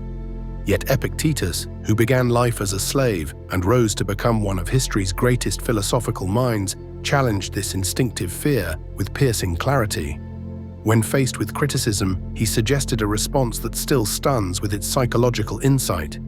If someone speaks ill of you, do not make excuses, but answer, "He does not know my other faults, else he would not have mentioned these alone." This response contains multitudes. Within it lies a recognition that criticism rarely captures our whole truth, and often says more about the critic than the criticized. It acknowledges our imperfections without being defined by them. It disarms through unexpected honesty rather than defensive posturing. Consider for a moment what happens when you receive an insult. The words themselves are merely vibrations in the air or pixels on a screen. They have no inherent power. Yet in an instant, they can colonize your thoughts, alter your emotional state, and redirect your day's energy. This transformation occurs not because of any magic in the words, but because of the meaning we assign to them. The Stoics recognized this crucial distinction between perception and reality. When someone calls you incompetent, foolish, or unworthy, they aren't stating facts, they're offering opinions filtered through their own biased perception. Epictetus taught that these judgments have no power except what we give them. It's not what happens to you, he insisted, but how you react to it that matters. Imagine a colleague calls your project idea naive and impractical. Does this judgment actually change the quality of your idea? Or is it merely information about how one person, with their particular background, biases, and perhaps insecurities, perceives it? The Stoic would argue it's the latter. This separation between what others say and what is actually true forms the foundation of becoming what we might call insult-proof. But how do we develop this capacity in practice? How do we stand firm when harsh words come our way? The Stoics offer a compelling metaphor. Envision yourself as a solid rock formation along the coastline. For millennia, waves have crashed against you, sometimes gentle, sometimes violent. Criticism, like these waves, will inevitably come. But just as the rock remains undiminished by water, your essential self remains unchanged by others' opinions. This metaphor points toward a philosophy of measured indifference, not callousness toward feedback that might help us grow, but freedom from emotional bondage to others' judgments. When criticism arrives, the Stoic has three potential responses in their arsenal. First, there's amusement. Marcus Aurelius, emperor of Rome yet humble student of Stoicism, often reminded himself to find humor in the petty concerns that dominated others' minds. When someone attacks your character over a minor disagreement, there is something almost comical in the disproportionate reaction. Seeing this absurdity allows you to respond with a light heart rather than defensive anger. The second response is curiosity. Not all criticism is unfounded, and the wise person examines even harsh words for kernels of truth. When someone accuses you of being inconsiderate, rather than immediately rejecting the claim, You might ask yourself, is there something here I need to see? Is there a way my actions affected others that I didn't intend? This doesn't mean accepting all criticism as valid, but approaching it with an open, investigative mind. The third Stoic response is simple indifference, letting the criticism pass through you like wind through branches. Marcus Aurelius captured this approach perfectly when he wrote, "Choose not to be harmed, and you won't feel harmed. Don't feel harmed, and you haven't been." This isn't wishful thinking, but a profound recognition that our emotional reactions are ultimately choices we make. What's particularly insightful about the Stoic approach is its understanding of the psychology behind insults. Epictetus observed that those who attack others typically do so from a place of internal weakness, not strength. The cruel critic, the casual insulter, the perpetual fault-finder, these individuals usually carry unresolved pain that manifests as judgment toward others. Understanding this transforms how we experience criticism. Instead of feeling diminished by someone's harsh words, we might feel compassion for the state of mind that produces such negativity. The person who feels compelled to tear others down to feel secure is suffering in ways we might not immediately recognize. This perspective shift doesn't mean we never defend ourselves or set boundaries with those who treat us poorly. Rather, it means we don't internalize their judgments or allow their momentary cruelty to disturb our inner peace. As Epictetus advised his students, when someone insults you, pause and ask yourself, is this worth my peace? Most often the answer is no. One particularly powerful technique for handling criticism comes from this Stoic understanding of projection. We might call it the mirror technique. When someone offers a harsh judgment, imagine holding up a mirror that reflects their words back to their source. Their criticism often reveals more about their fears, insecurities, and values than it does about you. For instance, when someone calls you a failure for taking a risk that didn't pan out, the mirror reveals their own terror of failure, their own risk aversion. When they mock your enthusiasm for a new interest, the mirror shows their cynicism, perhaps born from disappointment in their own abandoned passions. When they criticize your appearance, the mirror reflects their own insecurities about being judged by arbitrary standards. This technique doesn't absolve us of responsibility for our actions or encourage dismissing all feedback. Rather, it helps us see criticism for what it often is, a complex mix of observation, projection, and the critic's own emotional state. With this understanding, we can engage with criticism thoughtfully rather than reactively. The Roman statesman Seneca, another pillar of Stoic philosophy, once observed that we are disturbed not by things themselves, but by our opinions about them. This insight applies perfectly to how we experience criticism. The same words that devastate one person might barely register with another, not because the words themselves changed, but because the interpretation did. Consider a concrete example from Seneca's own life. As an advisor to Emperor Nero, he faced vicious criticism from political rivals who called him hypocritical for preaching simplicity while amassing wealth. Rather than becoming defensive, Seneca acknowledged that he fell short of his ideals while continuing to strive toward them. "I am not a wise man," he wrote, "nor will I ever be, and so require of me not that I should be equal to the best, but that I should be better than the wicked." This response demonstrates the Stoic approach perfectly. Seneca neither allowed the criticism to crush his spirit nor dismissed it entirely. Instead, he used it as an opportunity for honest self-reflection, acknowledging his imperfections while maintaining his commitment to improvement. What's remarkable about the Stoic approach to criticism is how thoroughly modern psychological research supports it. Studies in cognitive behavioral therapy have repeatedly demonstrated that our emotional responses arise not from events themselves, but from our interpretations of those events. When we change how we interpret criticism, seeing it as information about the critic rather than definitive truth about ourselves, we change our emotional experience. Today's social media landscape makes the Stoic approach to criticism more vital than ever. We live in an age where anonymous critics can instantly deliver harsh judgments to our devices. Public figures regularly face tsunami-like waves of criticism that would have been unimaginable in earlier eras. The Stoic promise of becoming insult-proof isn't about growing a thicker skin, but about understanding the true nature of criticism and reclaiming our power over how we interpret it. In your daily life, you can practice this approach with a simple exercise. The next time you receive criticism that stings, pause before responding. Notice the physical sensations that arise, perhaps tightness in your chest or a flush of heat. Observe the thoughts that immediately follow, the defensiveness, the counter-arguments, the desire to prove the critic wrong. Then remind yourself, this is an opinion, not a fact. I can examine it for value without being diminished by it. With practice, this pause between stimulus and response grows. In that space lies the freedom that Stoicism promises. Not freedom from criticism, which comes to everyone, but freedom from being emotionally hijacked by others' opinions. As Marcus Aurelius reminded himself, you always own the option of having no opinion. There is never any need to get worked up about things you can't control.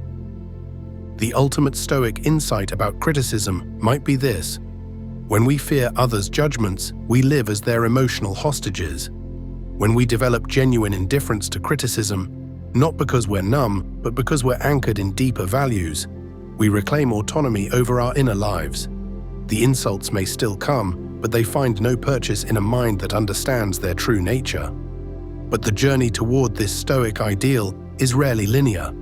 Even those deeply versed in Stoic principles can find themselves momentarily shaken by a pointed criticism that touches on a tender spot in their self-concept.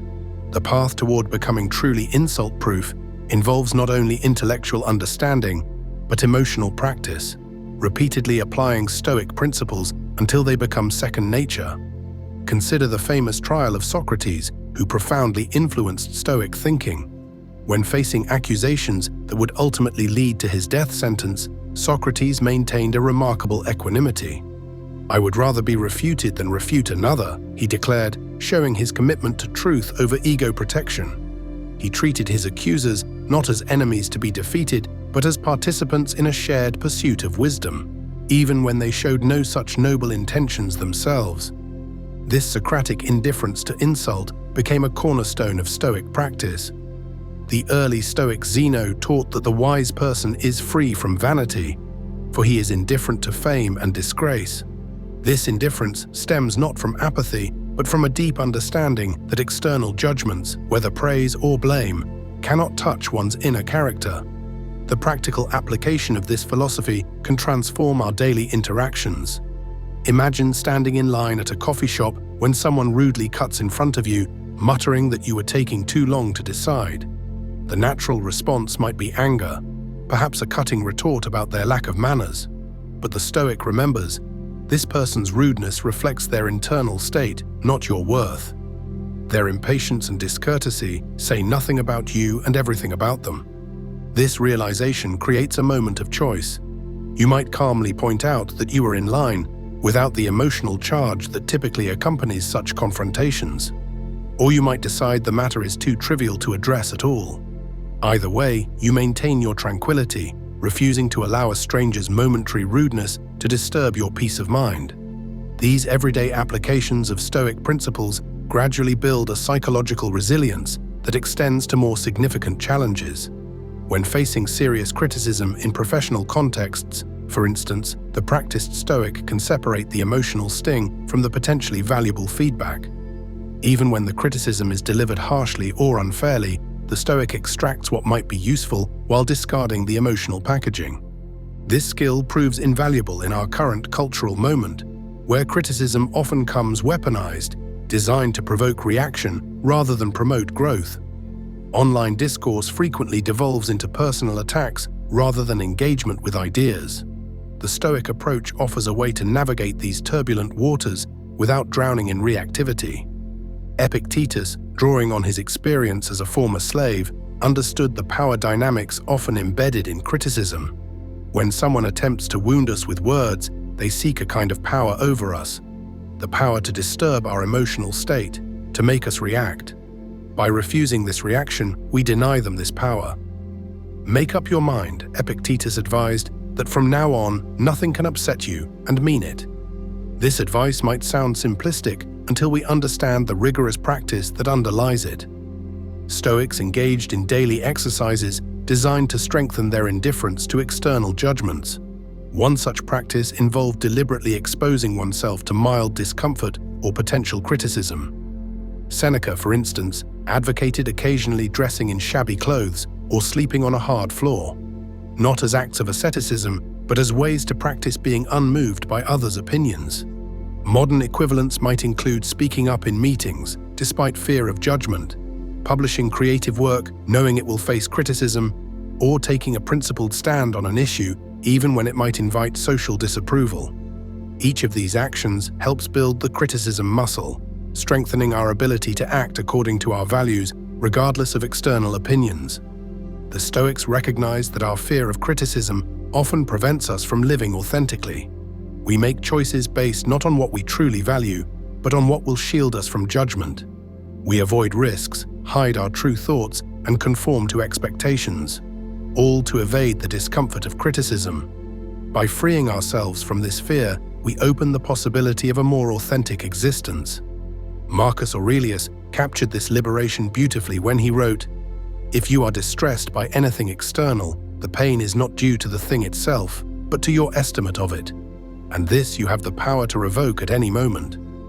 This revocation of power, taking back our emotional responses from external triggers, lies at the heart of the Stoic approach to criticism.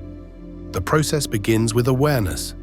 Notice when criticism triggers an emotional response, the tightening of your throat, the sudden defensiveness, the desire to either attack back or withdraw completely. This noticing itself creates space between stimulus and response. In that space, you can choose how to engage with the criticism rather than being automatically driven by emotional reactivity. Next comes analysis. Ask yourself, what exactly about this criticism bothers me? Is it the content of the criticism itself or the way it was delivered? Is it touching on a fear I already harbor about myself? Is there any truth here that might help me grow, regardless of how poorly it was expressed? This analytical step transforms criticism from a threat to be defended against into information to be evaluated. Then comes choice. Having examined the criticism for potential value, you choose your response based not on emotional reactivity, but on your deeper values. Sometimes this means acknowledging valid feedback and expressing gratitude, even when it was delivered harshly. Sometimes it means setting boundaries with a chronic critic. Sometimes it means simply letting the criticism pass without engagement, recognizing it as more reflective of the critic than yourself. Throughout ancient Stoic literature, we find examples of this measured approach to criticism. When Cato the Younger, a Roman statesman and devoted Stoic, was publicly insulted by a political opponent who spat in his face, he merely wiped it off and said, "I will swear to anyone who wants it that they are wrong who say that you cannot use your mouth." This response, neither passive acceptance nor vengeful retaliation, demonstrates the equanimity that comes from seeing insults clearly for what they are. This equanimity does not come easily in a world that often equates emotional reactivity with authenticity. We're encouraged to stand up for ourselves by responding in kind to every slight, to get angry when insulted, to ensure that no criticism goes unanswered. The Stoic approach can seem, at first glance, like passivity or weakness, but those who have developed true Stoic resilience know it requires greater strength to remain unshaken by criticism than to react to it. Consider how this strength might manifest in your own life. Perhaps you've shared a creative project only to receive harsh criticism that seems to miss the point entirely. The Stoic approach doesn't mean pretending the criticism doesn't sting or suppressing your natural emotional response. Instead, it means acknowledging the feeling without being controlled by it, examining the criticism for any useful elements, and continuing your creative work regardless, neither defensive about the criticism nor defeated by it. Or perhaps you've made a decision that invites judgment from others, choosing a career path your family doesn't understand, ending a relationship that others thought was perfect, pursuing an interest that seems impractical to your friends. The fear of criticism can make such authentic choices terribly difficult. The Stoic approach reminds you that others' opinions, while perhaps worth considering, cannot determine your path. Only you know your true values and priorities. The freedom from criticism's sting that Stoicism offers is not achieved overnight. It comes through consistent practice, through deliberately exposing yourself to situations where you might be judged, through repeatedly separating others' opinions from your sense of self-worth.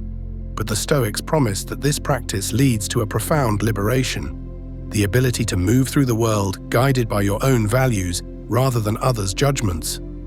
As we navigate an increasingly critical world where social media amplifies both praise and condemnation to unprecedented levels, the ancient wisdom of Stoicism offers a path toward sanity.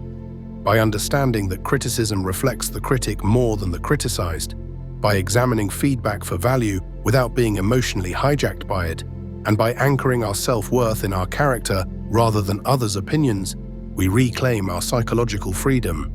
The next time you face criticism that threatens to disturb your peace, remember Epictetus, who knew better than most the power of external forces, yet insisted on the greater power of the mind that interprets them. Remember Marcus Aurelius, who ruled an empire, yet remained humble enough to examine every criticism for potential wisdom. Remember Seneca, who acknowledged his imperfections without allowing them to define him. Remember, above all, the central Stoic insight about criticism. The words themselves are merely air, merely sounds, merely symbols. Their power to wound comes not from their inherent nature, but from the meaning we assign them. And that assignment of meaning remains always our choice. Social freedom, how to live unapologetically. We live in invisible prisons of our own making.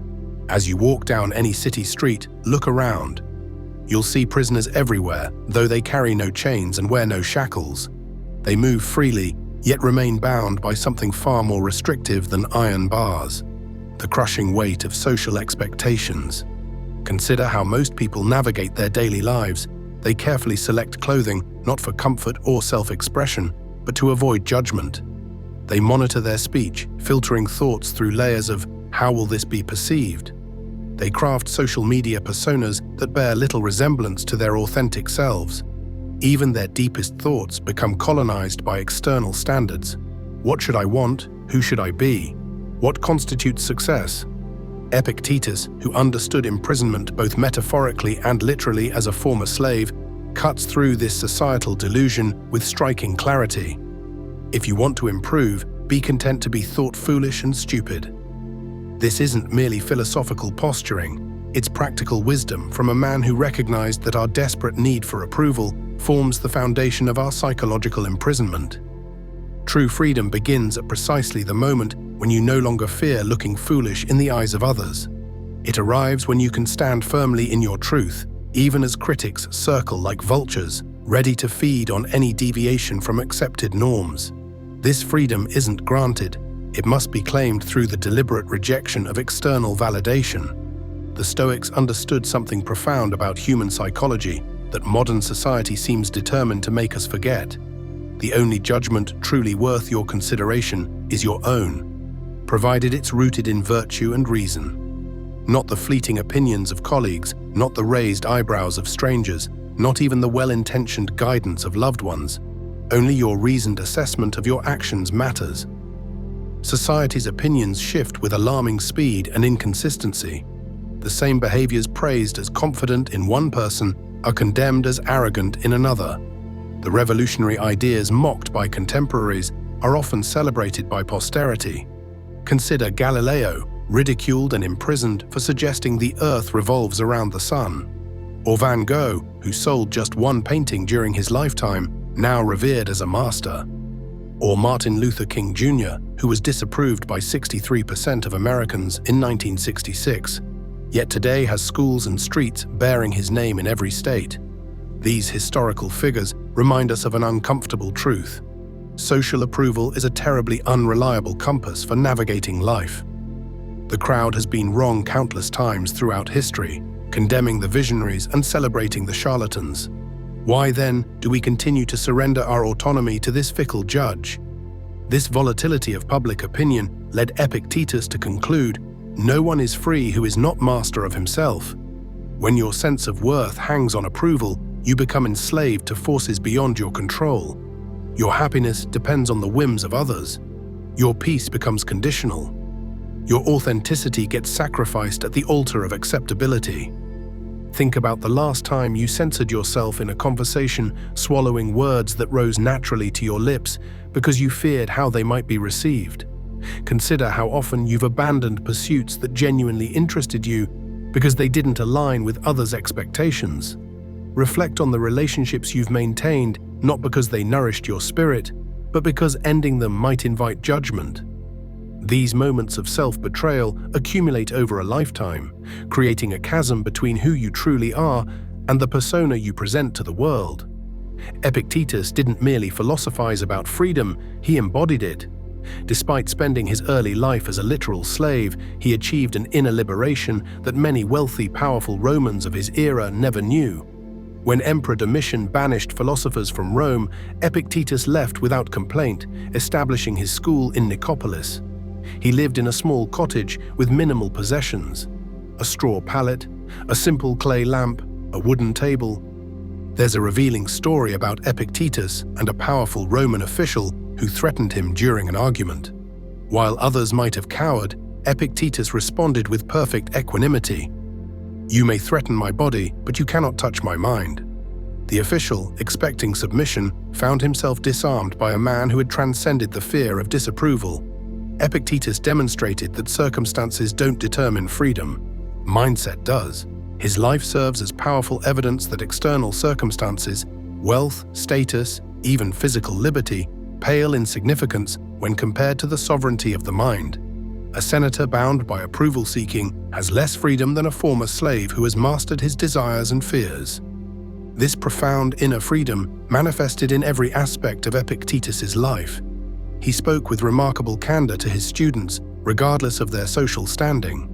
He lived according to his principles, even when doing so invited criticism. His teachings emphasized that true freedom comes not from controlling external events, but from mastering our internal responses. Consider how different this approach is from our modern preoccupation with image management. We exhaust ourselves crafting perfect social media profiles, rehearsing conversations to ensure optimal reception, and constantly scanning our environment for signs of disapproval. This hypervigilance consumes enormous psychological resources that might otherwise be directed toward meaningful pursuits.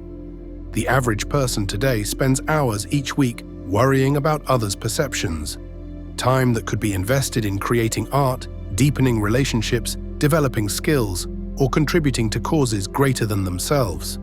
The prison of social expectations doesn't just constrain our behavior, it robs us of our most precious resource, time.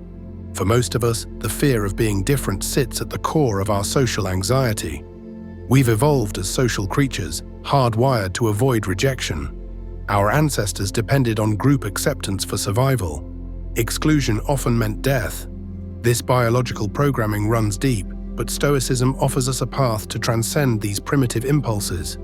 Epictetus teaches that living according to reason and virtue holds infinitely more value than social conformity. When you align your actions with rational principles rather than popular opinion, criticism becomes inevitable and entirely irrelevant.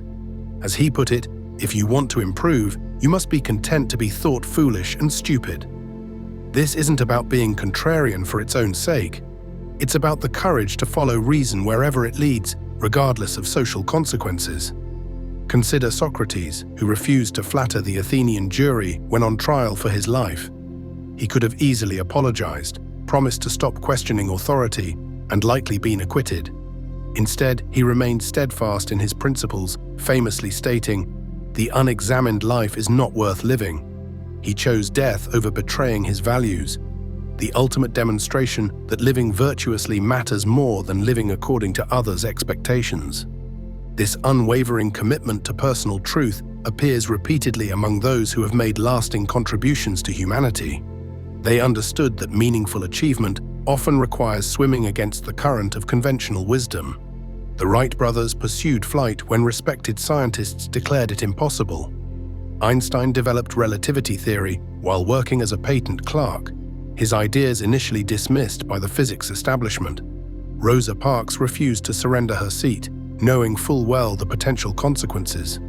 These exemplars didn't seek controversy for its own sake, but neither did they allow the fear of judgment to deter them from their chosen path.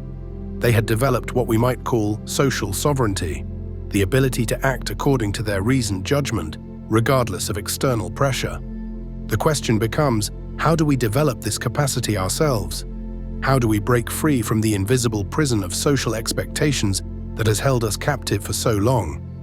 One of the most powerful methods for breaking free from social anxiety is deliberate exposure to judgment. The ancient Stoics practiced this regularly through voluntary discomfort, intentionally placing themselves in situations that invited criticism or ridicule.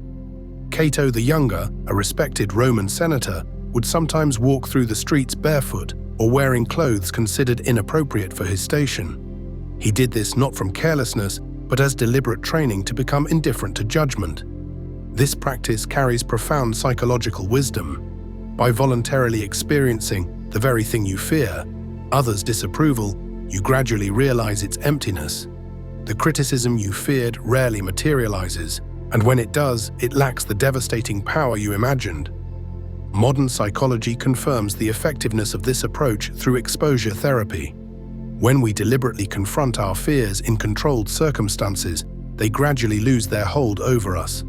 The brain learns through experience that the anticipated catastrophe, in this case social rejection or humiliation, seldom occurs, and even when it does, we survive it intact. Challenge yourself today. Do something that you would normally avoid purely because of fear of judgment. Perhaps wear an outfit slightly more colorful or distinctive than your usual attire. Express an unpopular opinion in a respectful but unapologetic manner. Speak up in a meeting when you'd typically remain silent. Dance with abandon when others are watching. Ask the question everyone's thinking, but no one dares to voice. As you do these things, observe your experience closely. Notice how the anticipated catastrophe never arrives. People may glance your way, perhaps raise an eyebrow, but then return to their own concerns. Even direct criticism, when it comes, feels less threatening than you imagined. The monsters of judgment exist primarily in your mind. Consider this thought experiment. Think of the last time you saw someone do something mildly embarrassing. Perhaps they tripped in public, mispronounced a word, or wore mismatched clothing. How much time did you spend judging them? How long did you remember the incident? Chances are you noticed briefly and then continued with your day, the memory fading within hours if not minutes. Now realize that this is precisely how others respond to your perceived social missteps. The spotlight effect, our tendency to overestimate how much attention others pay to our appearance and behavior, causes us to live as if we're constantly under scrutiny, when in reality, most people are too preoccupied with their own concerns to notice our supposed flaws. The ancient Stoic professors understood the power of this practice so well that they formalized it into what we might call the toga experiment. Philosophers like Epictetus and his teacher, Musonius Rufus, would deliberately wear simple or strange clothing that invited mockery. Musonius Rufus, despite being from the equestrian class, often wore the rough, undyed wool typically worn by peasants. When questioned about his appearance, he would use the opportunity to discuss the difference between social conventions and natural laws. This wasn't about asceticism for its own sake, it was practical psychological training in becoming indifferent to judgment. By deliberately inviting the very disapproval they sought to transcend, they developed an immunity to social pressure. A modern version might involve wearing something slightly unconventional to work or a social gathering. Not something outlandish, but perhaps an item that draws attention or breaks unstated dress codes. Maybe it's bright colors in a workplace that favors muted tones. Perhaps it's formal attire at a casual event, or casual clothes where formality is expected. The goal isn't to be disruptive, but to experience the mild discomfort of standing out, and to realize that this discomfort exists only in your perception. As you practice these exercises, something remarkable begins to happen. The power others' opinions hold over you diminishes. You experience a lightness, a sense of liberation that comes from authenticity. Your speech becomes more direct, your actions more aligned with your values, your presence more genuine. You begin making choices based on internal values rather than external validation. This transformation doesn't happen overnight. The fear of judgment has deep evolutionary roots and has likely been reinforced throughout your life. But with consistent practice, You gradually retrain your nervous system to recognize social disapproval as irrelevant to your worth and happiness. Remember that living unapologetically doesn't mean living carelessly. The Stoic ideal isn't to ignore all feedback or to act without consideration for others. Rather, it's to evaluate feedback based on its alignment with reason and virtue, not on how it makes you feel or how it might affect your social standing. Epictetus makes this distinction clear. Make the best use of what is in your power and take the rest as it happens. You can control your intentions, your reasoned choices, and your responses to others. You cannot control their perceptions, their judgments, or their reactions. Attempting to manage others' opinions is a fool's errand that leads only to anxiety and inauthenticity. Consider how much mental energy you expend trying to influence perceptions that are, by their nature, beyond your control. Imagine redirecting that energy toward pursuits that genuinely matter to you, developing your character, deepening your relationships, contributing meaningfully to your community. The freedom from social anxiety creates space for a more purposeful existence. This redirection of energy produces another benefit. Paradoxically, when you stop trying to impress others, you often become more impressive. People are naturally drawn to authenticity. They respect those who stand firmly in their truth, even when that truth diverges from conventional wisdom. By cultivating indifference to approval, you may find yourself receiving more of it, though by then you'll no longer need it. Think of the people you most admire. Chances are they possess a quality of self-possession, an unwavering commitment to their values regardless of external pressure. They don't contort themselves to fit others' expectations or dilute their message to avoid criticism. This integrity attracts us precisely because it's so rare in a world where most people prioritize acceptance over authenticity. Ultimately, social freedom comes from the profound realization that others' opinions of you are expressions of their own inner state, their values, fears, and biases, rather than accurate reflections of your worth. When someone criticizes you harshly, they reveal more about themselves than about you. Understanding this truth intellectually is a start, but embodying it requires practice. As Marcus Aurelius wrote in his private journals, "I have often wondered how it is that every man loves himself more than all the rest of men, but yet sets less value on his own opinion of himself than on the opinion of others." Breaking this pattern, valuing your reasoned judgment above external validation, forms the cornerstone of authentic living. The journey towards social freedom challenges you to question the foundations of your self-worth. Are you seeking approval because you genuinely value the perspective being offered, or because you've been conditioned to equate external validation with personal value? Does your need for recognition stem from reasoned evaluation or from insecurity? As you disentangle your sense of worth from others' perceptions, you'll discover an immovable center within yourself, a core identity that remains stable regardless of praise or criticism.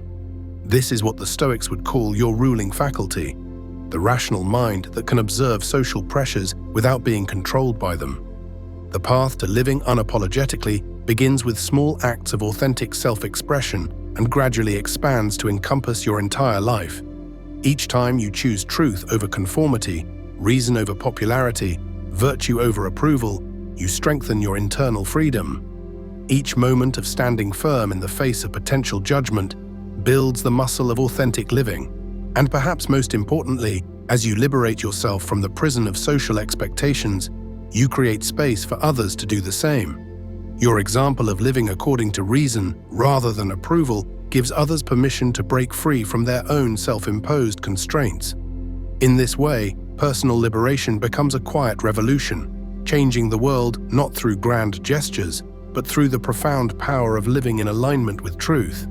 Consider the ripple effects of your authenticity. When you speak honestly in a meeting, you create an environment where others feel safe to do the same.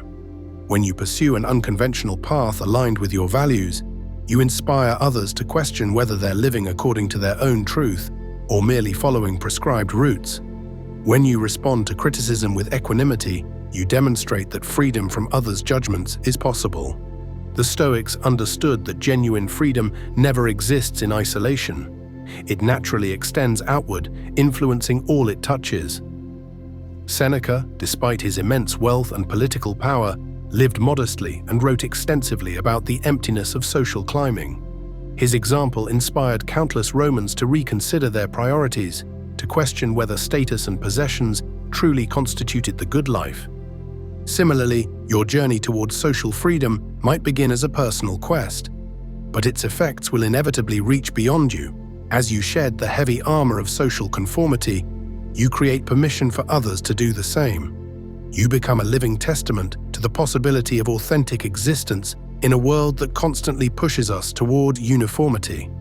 This doesn't mean the path will be easy. Breaking free from social conditioning often involves periods of intense discomfort.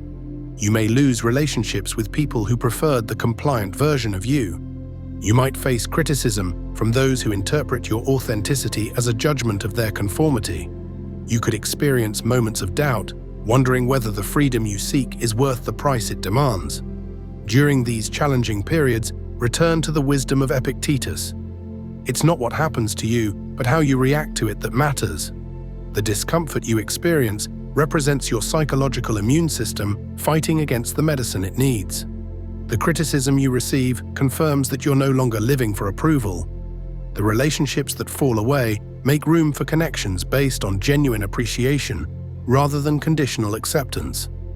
Remember too that social freedom doesn't require grand gestures or dramatic declarations.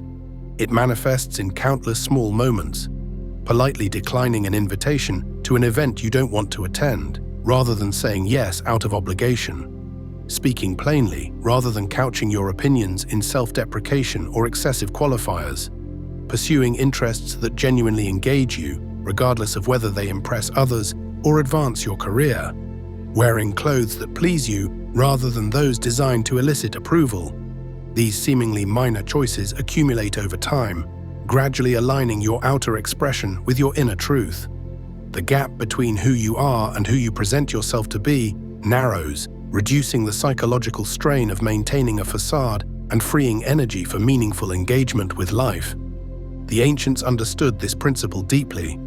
Zeno, the founder of Stoicism, abandoned a promising career as a merchant after a shipwreck led him to philosophy. He taught in a public space in Athens called the Painted Porch, Stoa Poikile, indifferent to the stares and comments of passers-by. His willingness to teach unconventionally, without the trappings of wealth or institutional support, attracted students who valued substance over status.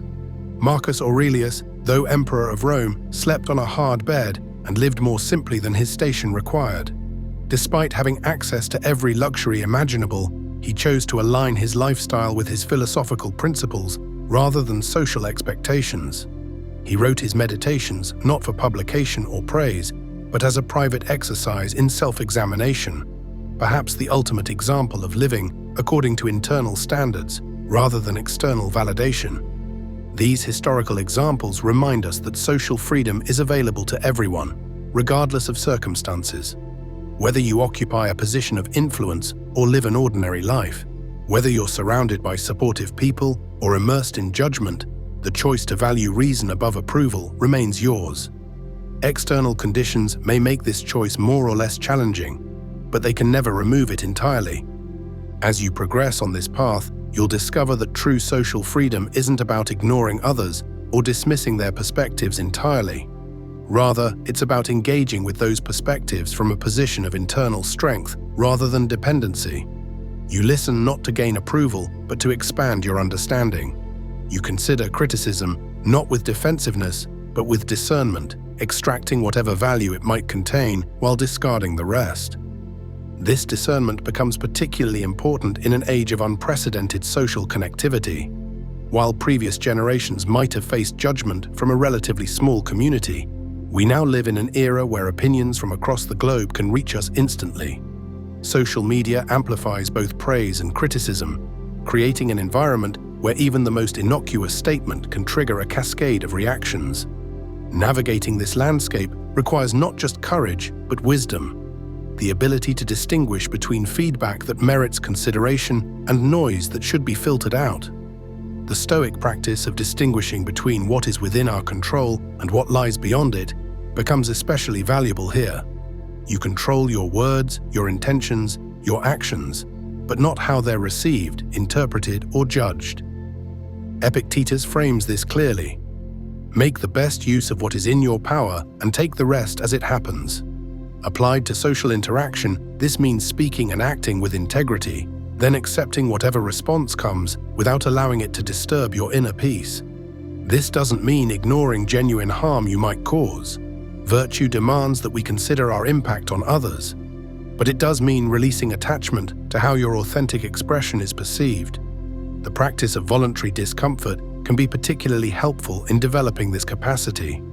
By deliberately exposing yourself to mild social disapproval in controlled circumstances, you build resilience for times when criticism arrives unexpectedly. Start small, perhaps by wearing something slightly unconventional or voicing an unpopular opinion in a low-stakes environment. Notice the discomfort that arises, sit with it without acting on it, and observe how quickly it passes. Gradually increase the intensity of these exercises as your tolerance grows. Perhaps you give a presentation without the excessive preparation you'd normally invest to ensure perfect delivery. Maybe you share creative work before you feel it's ready, risking criticism of its unpolished state. Or you might express a viewpoint that diverges from your social circle's consensus, knowing it might invite debate or disapproval. With each experiment, pay close attention to your internal experience. Notice the physical sensations that accompany social anxiety. Perhaps a tightening in your chest, a flutter in your stomach, a dry mouth. Observe the thoughts that arise, predictions of catastrophic outcomes, assumptions about others' judgments, self-critical narratives, and most importantly, recognize that these sensations and thoughts, while uncomfortable, cannot harm you unless you grant them that power. This mindful approach to social discomfort gradually transforms your relationship with judgment. What once seemed threatening becomes merely interesting. What previously would have triggered days of rumination passes through your awareness without leaving a trace. The prison of social expectations, built of nothing but thoughts and conditioning, begins to dissolve in the light of conscious attention. As this transformation progresses, you'll notice changes not just in how you respond to others, but in how they respond to you. Authenticity carries a magnetic quality that often draws people closer rather than pushing them away. When you speak without the filter of approval seeking, your words carry a weight and clarity that command respect, even from those who might disagree with their content. Think of the people in your life who never seem concerned with fitting in, who speak their truth without apology, yet without aggression. Notice how their presence affects a room, how people lean in when they speak, how their authenticity creates space for genuine connection rather than superficial agreement. This is the natural charisma of the truly free, and it becomes increasingly available to you as you shed the constraints of social approval. The ultimate irony of social freedom is that it often leads to deeper, more meaningful connections than those built on mutual approval seeking. When you present your authentic self to the world, you attract relationships based on genuine appreciation rather than conditional acceptance. The masks come off, allowing for the kind of vulnerability that forms the foundation of true intimacy. Consider how exhausting it is to maintain different personas for different social contexts. The professional self, the family self, the friend self, each carefully calibrated to maximize approval in that particular domain. The energy required to sustain these multiple identities depletes your capacity for genuine presence and connection. As you align your outer expression with your inner truth across all contexts, you reclaim this energy, becoming more fully available to the people and pursuits that matter most to you. The journey towards social freedom is not linear. You'll experience breakthroughs followed by setbacks, moments of perfect authenticity followed by reflexive people-pleasing. This inconsistency doesn't represent failure, but rather the natural process of unwinding decades of conditioning. Each time you notice yourself slipping back into approval-seeking behavior, you strengthen the muscle of awareness that ultimately makes freedom possible. The Stoics recognized that progress in any virtue happens gradually, through consistent practice, rather than dramatic transformation. As Epictetus advised, practice yourself for heaven's sake in little things, and thence proceed to greater. Each small moment of choosing authenticity over approval builds the foundation for larger acts of courage when they're required. Remember too that social freedom doesn't mean disregarding others' well-being or acting without consideration for their feelings. The Stoic sage isn't selfish, but rather deeply committed to the common good. They speak truth not to shock or offend, but because truth serves humanity better than falsehood. They act according to virtue rather than convention, because virtue creates more flourishing than mindless conformity ever could. This distinction is crucial. Living unapologetically means being guided by reason and virtue rather than social pressure, not abandoning consideration for others entirely. The truly free person considers the impact of their words and actions, but makes decisions based on principles rather than anticipated reactions. They speak truth kindly when possible, firmly when necessary, but always with integrity as their compass. As Marcus Aurelius reminded himself, do what is right, not what is appeasing. This simple guidance contains profound wisdom for navigating the tension between authenticity and social harmony. When these values align, when doing what is right also happens to please others, no conflict exists. But when they diverge, as they inevitably will, the person committed to social freedom chooses rightness over approval every time. The path to living unapologetically begins with small acts of authentic self-expression and gradually expands to encompass your entire life. Each time you choose truth over conformity, reason over popularity, virtue over approval, you strengthen your internal freedom. Each moment of standing firm in the face of potential judgment builds the muscle of authentic living. And perhaps most importantly, as you liberate yourself from the prison of social expectations, you create space for others to do the same. Your example of living according to reason rather than approval gives others permission to break free from their own self-imposed constraints. In this way, personal liberation becomes a quiet revolution, changing the world not through grand gestures, but through the profound power of living in alignment with truth. Letting go of praise and blame, the soft light of dawn filters through the window as Marcus Aurelius sits alone with his writing tablets. Before addressing affairs of state, before becoming emperor for the day, he writes to himself, "Begin the morning by saying to yourself, I shall meet with the busybody, the ungrateful, arrogant, deceitful, envious, unsocial. I can neither be injured by any of them, for no one can fix on me what is ugly, nor can I be angry with my kinsman, nor hate him." In these private notes, never intended for publication, we glimpse a man struggling with a fundamental human challenge: how to remain true to oneself in a world constantly offering judgments, both harsh and flattering. What the emperor understood, what all the Stoics grasped with remarkable clarity, is that praise carries dangers every bit as seductive as criticism. Like a sweet poison, praise feels wonderful going down, but slowly corrupts our ability to act from internal principles rather than external validation. Consider what happens in the brain when we receive praise. Neuroimaging studies reveal that compliments activate the same reward pathways as financial gain or even certain drugs. Dopamine floods our system, creating a momentary high and, crucially, reinforcing whatever behavior earned the praise. This neurological response makes praise an extraordinarily effective tool for behavioral conditioning, which is precisely why the Stoics approached it with such caution. The danger lies not in the momentary pleasure of recognition, but in the subtle dependency it creates. A child praised lavishly for academic performance might begin studying not for the intrinsic value of knowledge, but for the anticipated reward of approval. An artist celebrated for a certain style might find themselves unable to evolve beyond it, trapped by the very success that should have liberated their creativity. A leader who tastes the sweetness of public adulation might begin making decisions that maintain popularity rather than serve the common good. Epictetus, who experienced both the degradation of slavery and the elevation of becoming a celebrated philosopher, warned his students, "If someone speaks badly of you, do not defend yourself against the accusations, but simply say, 'You obviously don't know about my other vices, otherwise you would have mentioned those as well.'" This response, initially jarring in its unexpected humility, reveals a mind that has broken free from the tyranny of others' opinions. The path towards such freedom begins with recognition. We must first become aware of how thoroughly praise and blame shape our behavior, often below the threshold of consciousness. The colleague who slightly adjusts their presentation after noting which points the supervisor nodded at. The parent who subtly shifts parenting style based on approving or disapproving glances from other adults. The social media user who begins posting content that previously generated positive engagement rather than content that truly reflects their interests or values.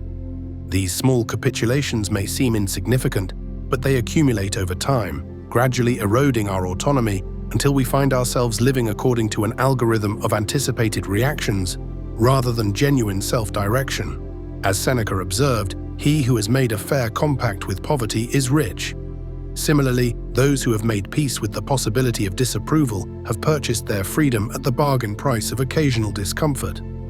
But how exactly do we detach from both external approval and disapproval? The process begins with a fundamental Stoic insight. We must distinguish clearly between what is within our control and what lies beyond it. Make the best use of what is in your power and take the rest as it happens, Epictetus advised. Some things are within our power while others are not. Within our power are opinion, motivation, desire, aversion, and in a word, whatever is of our own doing. Not within our power are our body, our property, reputation, office, and in a word, whatever is not of our own doing. This distinction, what the Stoics called the dichotomy of control, provides the foundation for detachment from praise and blame. We cannot control whether others approve or disapprove of us. We cannot control their perceptions, their standards, or their judgments. What we can control is our own character, our own actions, and our own responses to whatever comes our way. When we internalize this distinction, we experience a profound shift in orientation. We no longer ask, how will this be received? But rather, is this right? Is this in alignment with my values? Does this reflect excellence and virtue? This shift does not happen overnight. It requires consistent practice and vigilance against the gravitational pull of external validation. The Stoics developed specific exercises to strengthen this mental muscle. One powerful practice involves deliberately acting in ways that might invite mild social disapproval, wearing slightly unfashionable clothes, expressing an unpopular but reasoned opinion, or declining an invitation others expect you to accept. These small acts of nonconformity serve as inoculations against the fear of criticism. They teach us experientially that disapproval, while perhaps momentarily uncomfortable, does not actually harm us. Another practice involves responding to praise with particular attention. When complimented, the Stoic practitioner pauses to examine the praise rather than simply absorbing it. Is it accurate? Is it for something truly valuable, like moral character, or merely for externals like appearance or status?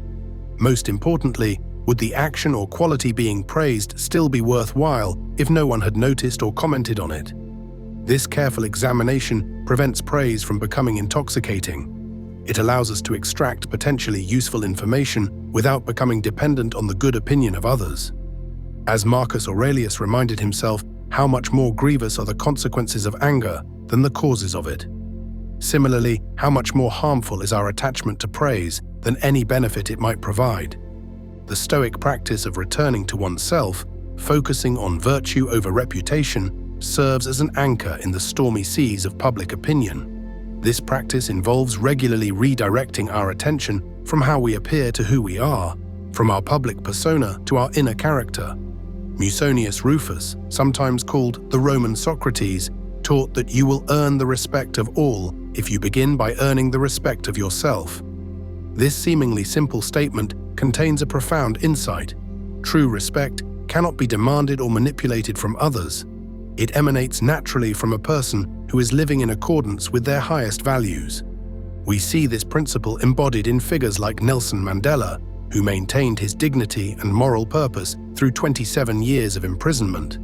When finally released, he did not seek vengeance or validation, but continued pursuing what he had always sought: justice and reconciliation. His moral authority stemmed not from his titles or accolades, but from his unbroken commitment to principle regardless of external circumstances. This return to oneself, this focus on internal rather than external goods, represents a radical departure from conventional thinking. Most of us have been trained from childhood to seek approval and avoid disapproval. Gold stars, grades, social media likes, performance reviews. Our lives are structured around external assessments of our worth. The Stoic invitation to value virtue above reputation thus requires swimming against a powerful cultural current. Yet those who accept this invitation discover an unexpected liberation. The actor who performs for the love of the craft rather than for reviews. The scientist who pursues truth rather than accolades. The parent who makes unpopular but necessary decisions out of love rather than convenience. Each experiences a particular quality of freedom and integrity unavailable to those still chained to external validation. Consider the case of Viktor Frankl, the psychiatrist who survived Nazi concentration camps and later developed logotherapy.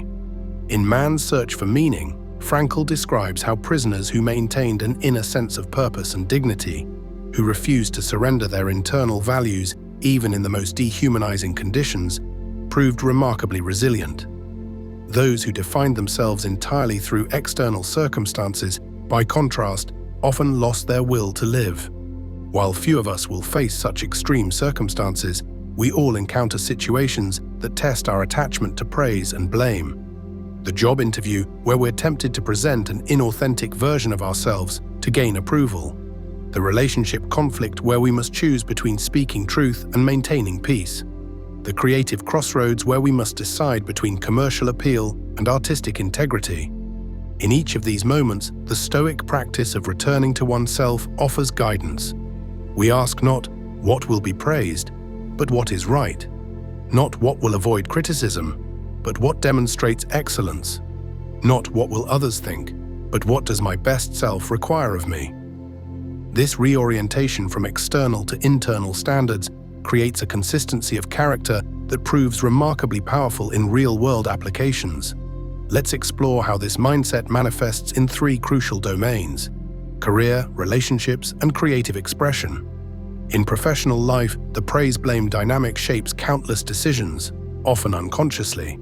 The employee who stays silent in meetings despite having valuable insights because they fear criticism. The manager who avoids giving necessary feedback because they want to be liked.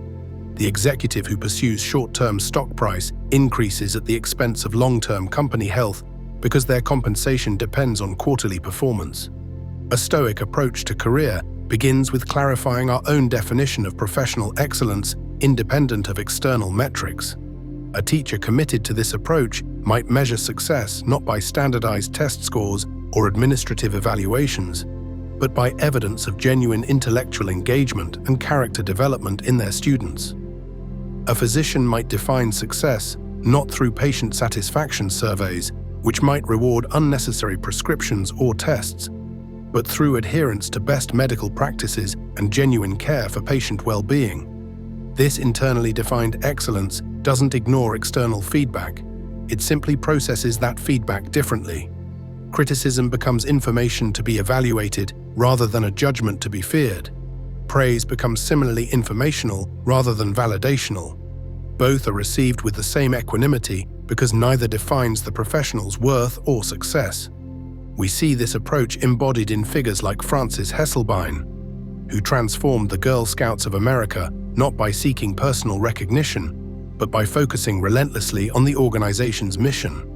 When asked about her leadership philosophy, Hesselbein famously replied, "Leadership is a matter of how to be, not how to do." Her focus remained on character and purpose, rather than technique or perception. In relationships, our dependence on praise and fear of blame create countless distortions. The partner who withholds honest communication out of fear of conflict.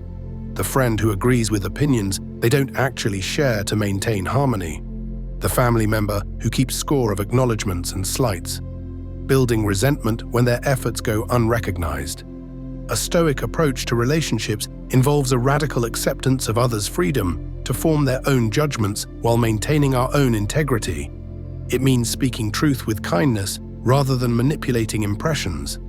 It means extending generosity without expectation of gratitude. It means maintaining goodwill toward those who misunderstand or criticize us. The 19th century philosopher Ralph Waldo Emerson, whose self-reliance echoes many Stoic principles, wrote, "A friend is a person with whom I may be sincere. Before him I may think aloud." This sincerity, this freedom from performing for approval, forms the foundation of genuine connection. Paradoxically, by releasing our attachment to how we're perceived, we create the conditions for being truly seen and known by others. Consider how this approach might transform a marriage experiencing conflict.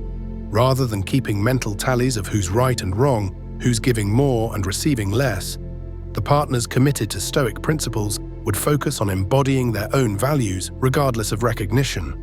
They would speak truth without using it as a weapon. They would extend understanding without requiring perfect reciprocity.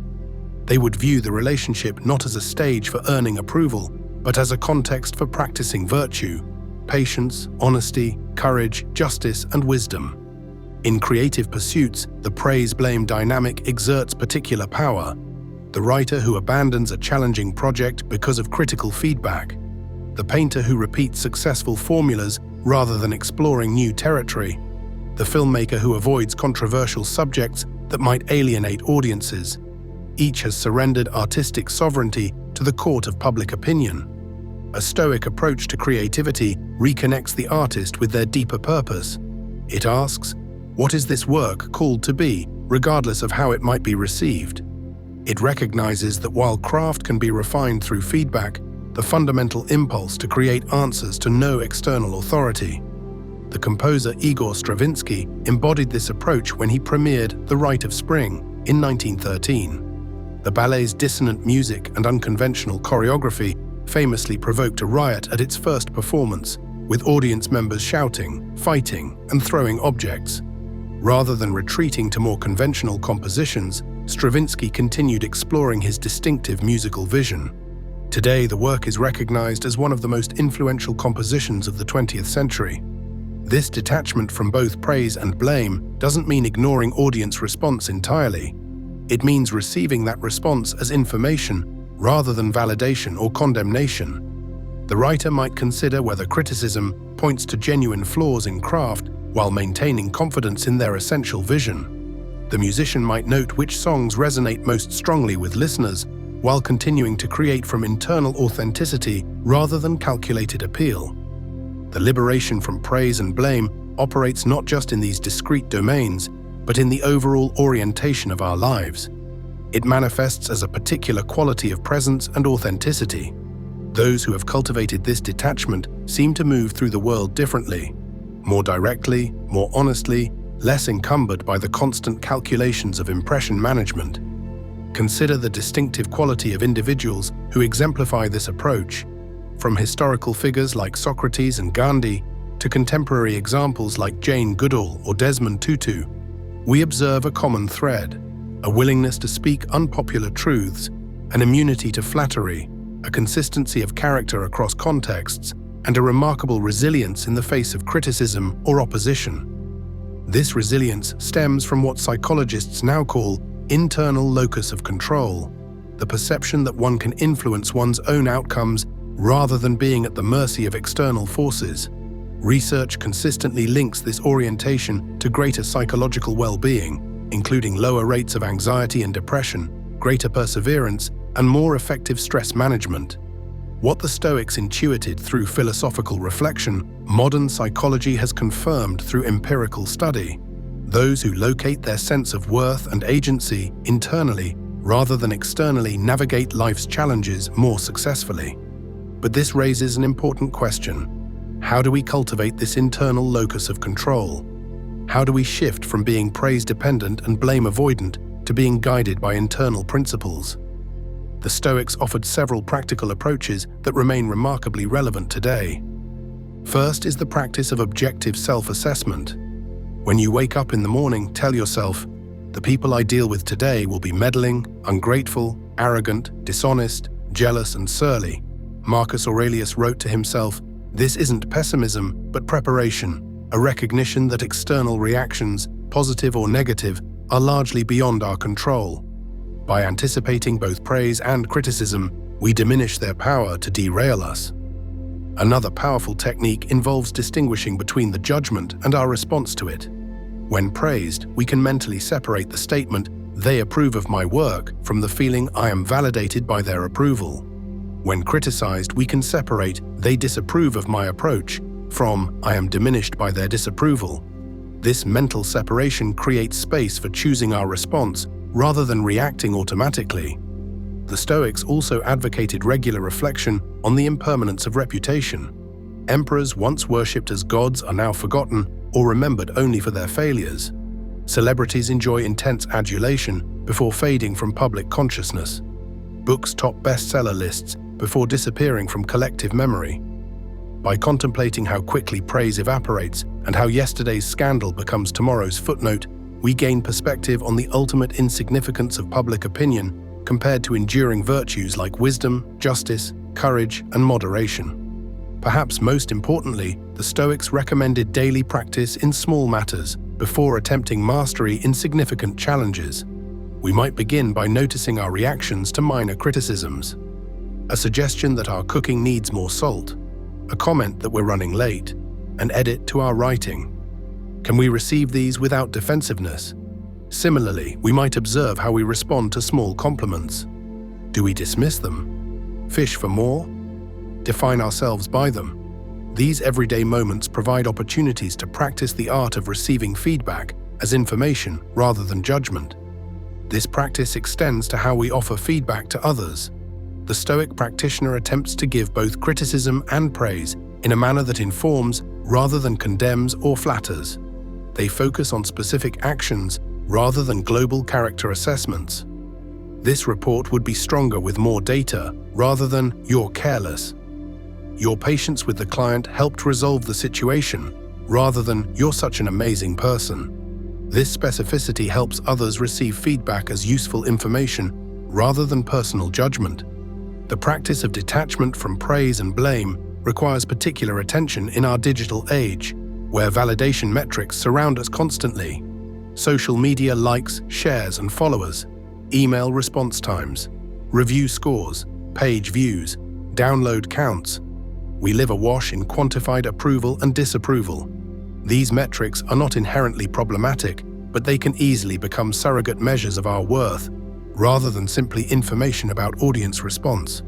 A modern Stoic approach to digital life might involve periodic fasts from validation metrics, turning off like counts or follower numbers, publishing without checking statistics, or taking breaks from platforms that intensify our attention to external approval. It might mean deliberately posting content that reflects genuine interests rather than anticipated popularity. It might involve questioning the impulse to check reactions immediately after sharing something online. As we practice this detachment in various domains, we begin to experience its benefits. The anxiety that accompanies performance or creation diminishes. The compulsive checking for validation decreases. The resilience following criticism increases. We find ourselves making decisions more clearly, speaking more directly, and connecting more authentically. Yet it's important to acknowledge the challenges of this practice. We live in social contexts that continuously reinforce the importance of external validation. From early childhood, we're rewarded for pleasing others and punished for disappointing them. Our educational systems, workplaces, and social platforms all operate largely through external assessment rather than internal standards. Swimming against this current requires continuous effort and vigilance. Moreover, we must distinguish between healthy detachment from others' judgments and unhealthy dismissal of legitimate feedback. The Stoic ideal isn't arrogant indifference to others' perspectives, but rather a balanced position where we consider external viewpoints without being defined by them. As Epictetus noted, it is impossible to begin to learn that which one thinks one already knows. Remaining genuinely open to feedback while maintaining internal standards requires a delicate equilibrium. The rewards of this equilibrium, however, are profound. Those who master the art of detachment from praise and blame experience a particular quality of freedom. They can speak truth without calculation. They can create without second-guessing. They can maintain integrity without exhausting themselves through impression management. They can offer generosity without expectation of recognition. They can navigate criticism without defensive reactions. They can evolve and grow without fear of disappointing others' expectations. Consider the case of the late Supreme Court Justice Ruth Bader Ginsburg. Despite facing significant gender discrimination early in her career, being rejected from clerkships despite graduating first in her class, being paid less than male colleagues at Rutgers Law School, Ginsburg maintained focus on the work itself rather than on resentment or praise-seeking. When later celebrated as a feminist icon, she accepted the recognition graciously but never allowed it to define her judicial approach. Whether writing majority opinions or famous dissents, her focus remained on constitutional principle rather than public perception. This consistency of character, regardless of external response, represents the essence of the Stoic ideal. It manifests as a particular quality of dignity, not the rigid dignity of never being wrong or vulnerable, but the deeper dignity of remaining true to oneself amid both adulation and criticism. The psychologist Carl Rogers observed that the curious paradox is that when I accept myself just as I am, then I can change. Similarly, when we accept that others will judge us as they will, when we release our attachment to controlling those judgments, we gain the freedom to act from our deepest values, rather than from anticipatory anxiety about reception. This freedom doesn't mean complete indifference to how our actions affect others. The Stoics considered humans naturally social beings with responsibilities to their communities. Marcus Aurelius wrote that what brings no benefit to the hive brings none to the bee. Our detachment from praise and blame exists within this broader commitment to the common good. The distinction lies in our motivation. Are we contributing to our communities to earn approval, or are we contributing because excellence and service align with our nature as rational social beings? Are we avoiding harm to others because we fear criticism, or because justice is a virtue worth practicing for its own sake?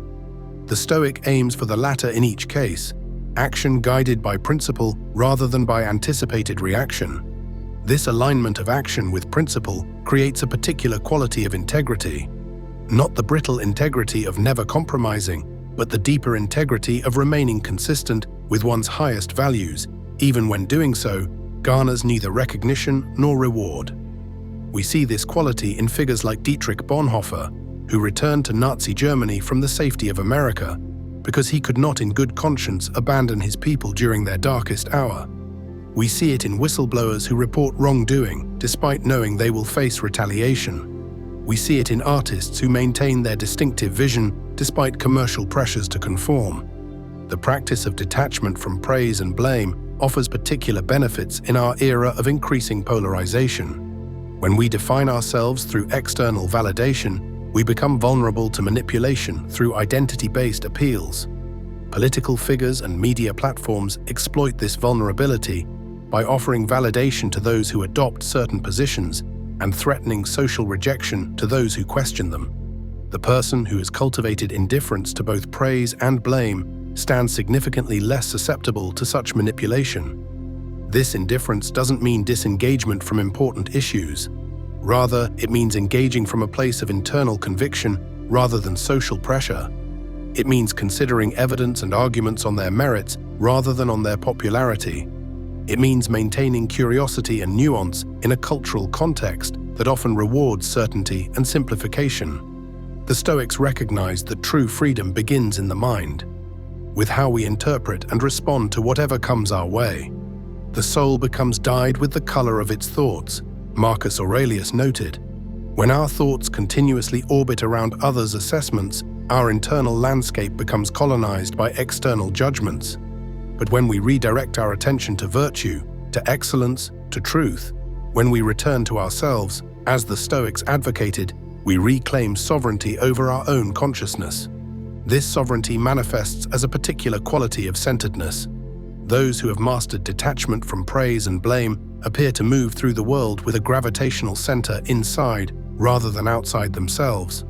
They listen with genuine curiosity rather than defensive anticipation.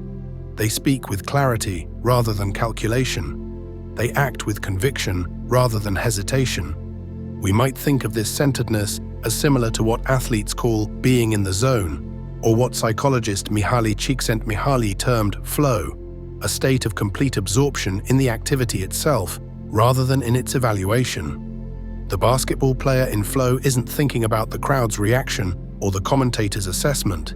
They're fully present with the game itself. Similarly, the person who has released attachment to praise and blame experiences life directly, rather than through the mediating lens of anticipated judgment. This direct experience creates a particular quality of aliveness. Freed from the constant anxiety about how we're being perceived, we can attend fully to the person before us, the work at hand, the beauty surrounding us, the challenges we face. We experience what the Stoics considered the true goods of human life: wisdom, justice, courage, moderation, without the distorting influence of reputation management. The practice of detachment from both praise and blame ultimately returns us to what matters most. Not the fluctuating opinions of others, however well-intentioned or harshly critical, but the consistent pursuit of excellence in thought, word, and deed. Not the temporary pleasure of recognition or pain of rejection, but the lasting satisfaction of living in accordance with our deepest values. As we navigate a world increasingly structured around external validation, the Stoic practice of returning to oneself, focusing on virtue over reputation, offers a countercultural path to genuine freedom. Each time we speak truth despite potential disapproval, each time we create from internal necessity rather than anticipated reception, each time we extend generosity without expectation of recognition, we strengthen this freedom. We become, in the words of Marcus Aurelius, like the rocky headland against which the waves continually break. It stands firm and tames the fury of the water around it. In the end, the Stoic approach to praise and blame doesn't eliminate feedback from our lives. It simply transforms how we receive and process it. External judgments become potentially useful information rather than threats or rewards. We extract what might help us improve while maintaining internal standards for what constitutes true success or failure. In this balanced approach, we find the clarity to see ourselves and the world more accurately, the courage to act from principle rather than popularity, and the tranquility that comes from anchoring our sense of worth in what cannot be taken away. The journey towards such detachment isn't completed in a day or a year. It represents an ongoing practice, a continuous return to what the Stoics considered our essential nature as rational beings capable of virtue.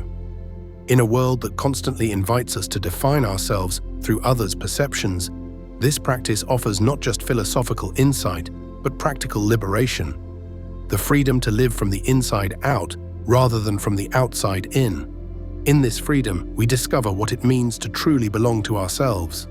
The soft light of evening falls as Marcus Aurelius concludes his day's work. Before retiring, he takes up his writing tablets once more.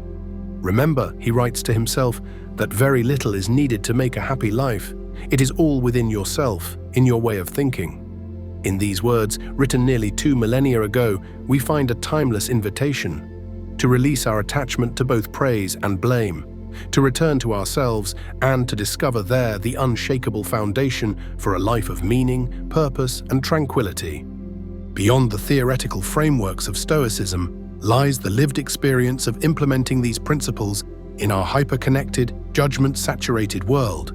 Consider the modern professional navigating the corporate landscape, where performance reviews, peer recognition platforms, and 360-degree feedback mechanisms create a constant stream of evaluation. Here, the practice of detachment from praise and blame becomes not merely philosophical but practical, perhaps even essential for psychological survival. Take the case of Dr. Elena Martinez, a neurosurgeon who faced intense criticism after pioneering a controversial approach to treating previously inoperable brain tumors. Her technique initially showed mixed results, with some patients experiencing remarkable recoveries, while others saw no improvement. Medical forums erupted with debate, with established figures in the field dismissing her work as reckless and unproven. Rather than defending herself aggressively or abandoning her approach, Martinez did something unexpected. She published all her data, including failures, and invited collaboration to refine the technique. "What matters isn't whether I'm proved right or wrong," she told colleagues. "What matters is finding the most effective treatment for these patients." By focusing on the goal of healing, Rather than on vindicating her reputation, she created space for genuine scientific advancement. 5 years later, her refined approach, now incorporating insights from former critics, has become standard protocol in treating certain types of tumors previously considered terminal. This example illustrates what might be called active detachment, not a passive resignation to others' judgments, but an engaged transcendence of them. Martinez neither ignored criticism nor became defined by it. She extracted valuable information while maintaining focus on her primary purpose, advancing medical treatment regardless of personal recognition. This active detachment operates differently from simple indifference. The Stoics never advocated emotional deadness or disengagement from the world. Rather, they suggested a particular orientation toward external events, including others' judgments, that emphasizes agency and internal consistency regardless of outcome. Consider how this approach might transform parenting in our era of competitive child-rearing, where parents often measure their success through their children's achievements, college admissions, or social popularity. Parents practicing Stoic principles would define successful parenting not through external markers, but through consistency with their own values, providing guidance, modeling integrity, offering both support and appropriate challenge, maintaining connection through difficulties. This internal standard liberates parents from the anxiety of comparison with other families and from the false equivalence between their children's choices and their own worth as parents. When a teenager makes poor decisions, as all do, the Stoic parent experiences natural concern without shame or defensive anger. When a child excels, the Stoic parent feels genuine pleasure without vicarious self-aggrandizement. In both cases, the focus remains on responding virtuously to whatever arises, rather than on how others might judge their parenting. This orientation proves particularly valuable in our digital environment, where social media creates unprecedented opportunities for both praise-seeking and blame avoidance.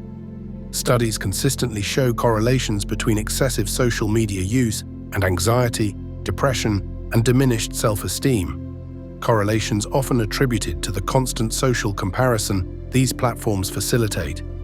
A Stoic approach to digital life doesn't necessarily mean digital abstinence. Rather, it involves cultivating awareness of how these technologies shape our attention and self-conception. The person practicing Stoic principles might still share accomplishments online, but does so without refreshing constantly to check responses. They might still participate in discussions, but do so from principled engagement rather than validation seeking.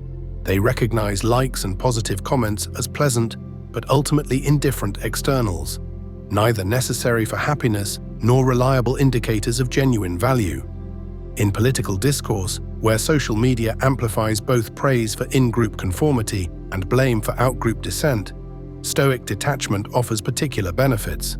Those who have released their attachment to social approval can evaluate issues based on evidence and principle rather than on anticipated reaction. They can acknowledge complexities that don't fit neatly into partisan narratives. They can maintain intellectual integrity even when doing so earns criticism from their usual allies. We see this quality in figures like the late Senator John McCain, who broke with his party on key votes despite knowing he would face intense criticism, or in environmentalist Michael Schellenberger, who challenged certain climate change narratives within the environmental movement despite facing accusations of betrayal, or in economist Glenn Loury, who maintained nuanced positions on racial issues despite pressure to adopt more absolutist stances.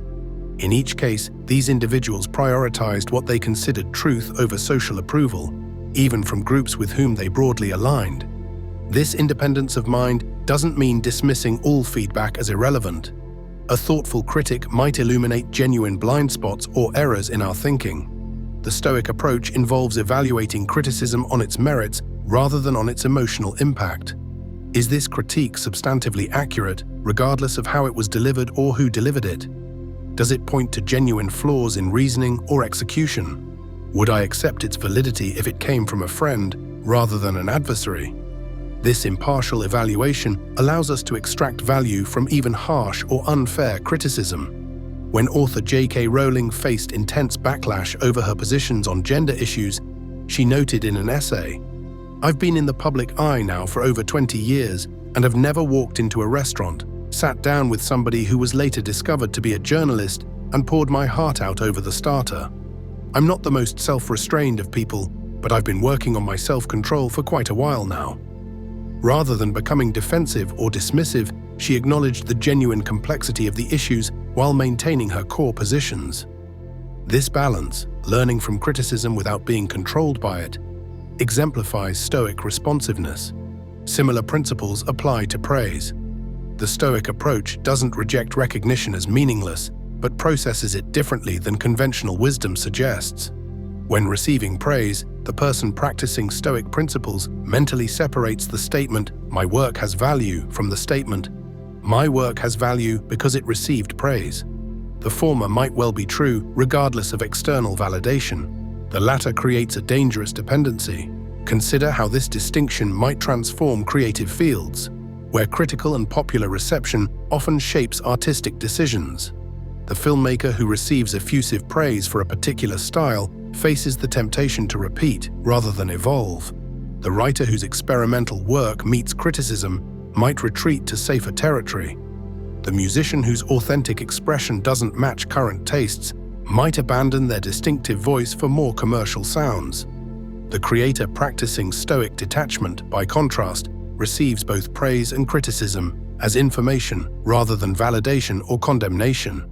Positive reception might indicate effective communication or resonance with the audience. Negative reception might point to areas for refinement or simply to a mismatch between the work and particular audiences or critics. In neither case does the reception define the work's inherent value or the creator's worth. We see this orientation in artists like filmmaker David Lynch, whose work consistently defies conventional expectations.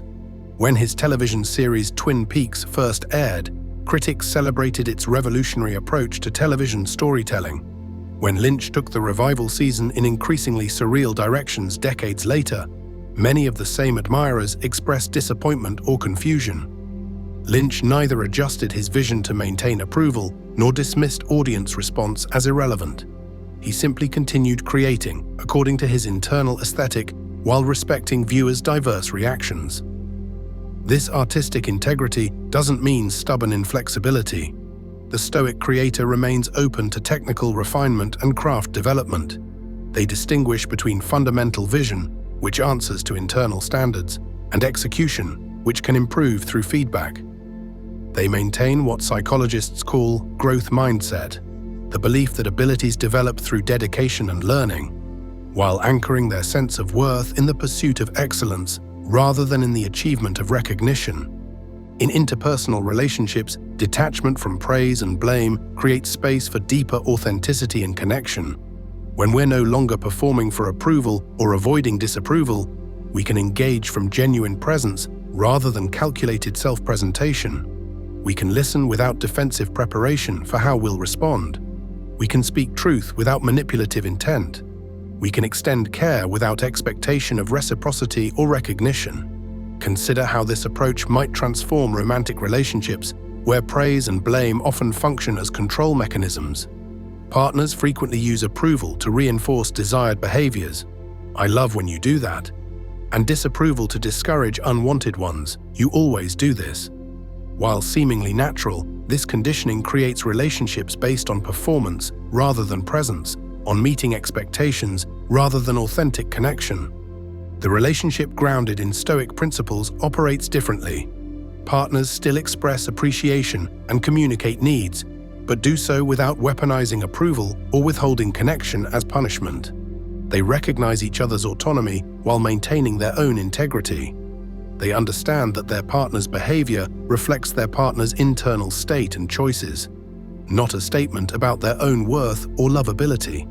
This orientation creates relationships characterized by what psychologists call differentiation, the capacity to maintain one's own identity and values while remaining emotionally connected to others. Research consistently links higher differentiation to greater relationship satisfaction and stability. What ancient Stoic philosophy intuited, contemporary relationship science confirms.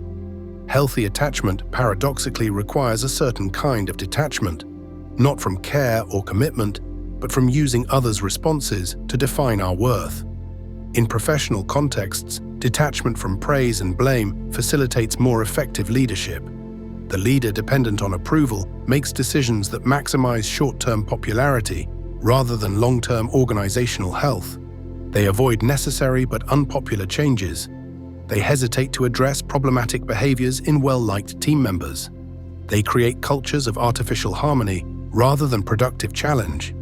The leader practicing Stoic principles, by contrast, defines success through alignment with mission and values, rather than through popularity or even conventional metrics like stock price or market share. They make decisions based on principle rather than perception. They deliver difficult feedback with clarity and compassion. They welcome dissenting perspectives that might improve outcomes. We see this leadership approach in figures like Alan Mulally, who transformed Ford Motor Company during the 2008 financial crisis. When Mulally implemented a color-coded reporting system where executives had to publicly acknowledge problems, coded red, rather than presenting everything as on track, coded green, initial meetings showed almost entirely green indicators, despite the company losing billions. Mulally created psychological safety by thanking the one executive who coded a project red, saying, "That's great visibility." Within weeks, executives began reporting accurately, allowing the company to address real problems rather than maintaining appearances. By focusing on organizational health rather than looking good, Mulally facilitated Ford's remarkable turnaround without requiring government bailouts. This leadership orientation applies equally in non-hierarchical contexts. The colleague who speaks necessary truth in meetings despite potential professional risk. The team member who takes responsibility for errors rather than deflecting blame. The mentor who offers challenging feedback alongside support. Each demonstrates leadership through integrity rather than through position or popularity. The practice of detachment from praise and blame carries particular importance in educational contexts, where evaluation is embedded in institutional structure. Students receive constant assessment through grades, standardized tests, teacher feedback, peer comparison, and in higher education, course evaluations and professional recommendations. This assessment-saturated environment creates fertile ground for defining self-worth through external validation. A Stoic approach to education distinguishes between learning, an internal good, and evaluation, an external assessment. The student practicing these principles might still work for good grades, but does so as a means of measuring understanding rather than as a statement about personal value. They might seek feedback, but do so to improve rather than to validate. They might experience disappointment with poor performance, but without the shame that comes from equating performance with worth. This orientation fosters what psychologists call mastery orientation, rather than performance orientation. The mastery-oriented student focuses on developing competence regardless of how their abilities compare to others. The performance-oriented student focuses on demonstrating competence relative to peers or standards. Research consistently shows mastery orientation correlates with deeper learning, greater persistence through challenges, and healthier psychological outcomes. Educators can facilitate this Stoic approach by emphasizing growth over fixed judgment, by highlighting process alongside outcome, and by creating opportunities for revision and improvement, rather than treating assessments as final verdicts. The teacher who says, "You're not understanding this yet," rather than "You're not good at this," invites continued engagement rather than resigned acceptance of limitation. The practice of detachment from praise and blame proves especially valuable during life transitions and setbacks, when our usual sources of validation may disappear. The executive who loses their position after decades of professional recognition. The athlete forced into retirement by injury. The parent whose adult children make choices contrary to family values. The spouse navigating divorce after years of building identity through partnership. Each faces not just practical challenges, but existential ones. Who am I without the roles and recognition that have defined me? The person who has cultivated Stoic detachment navigates these transitions with greater resilience, having located their sense of worth in internal goods, integrity, wisdom, courage, justice, self-discipline, rather than in external validation. They maintain core identity even as circumstances change dramatically.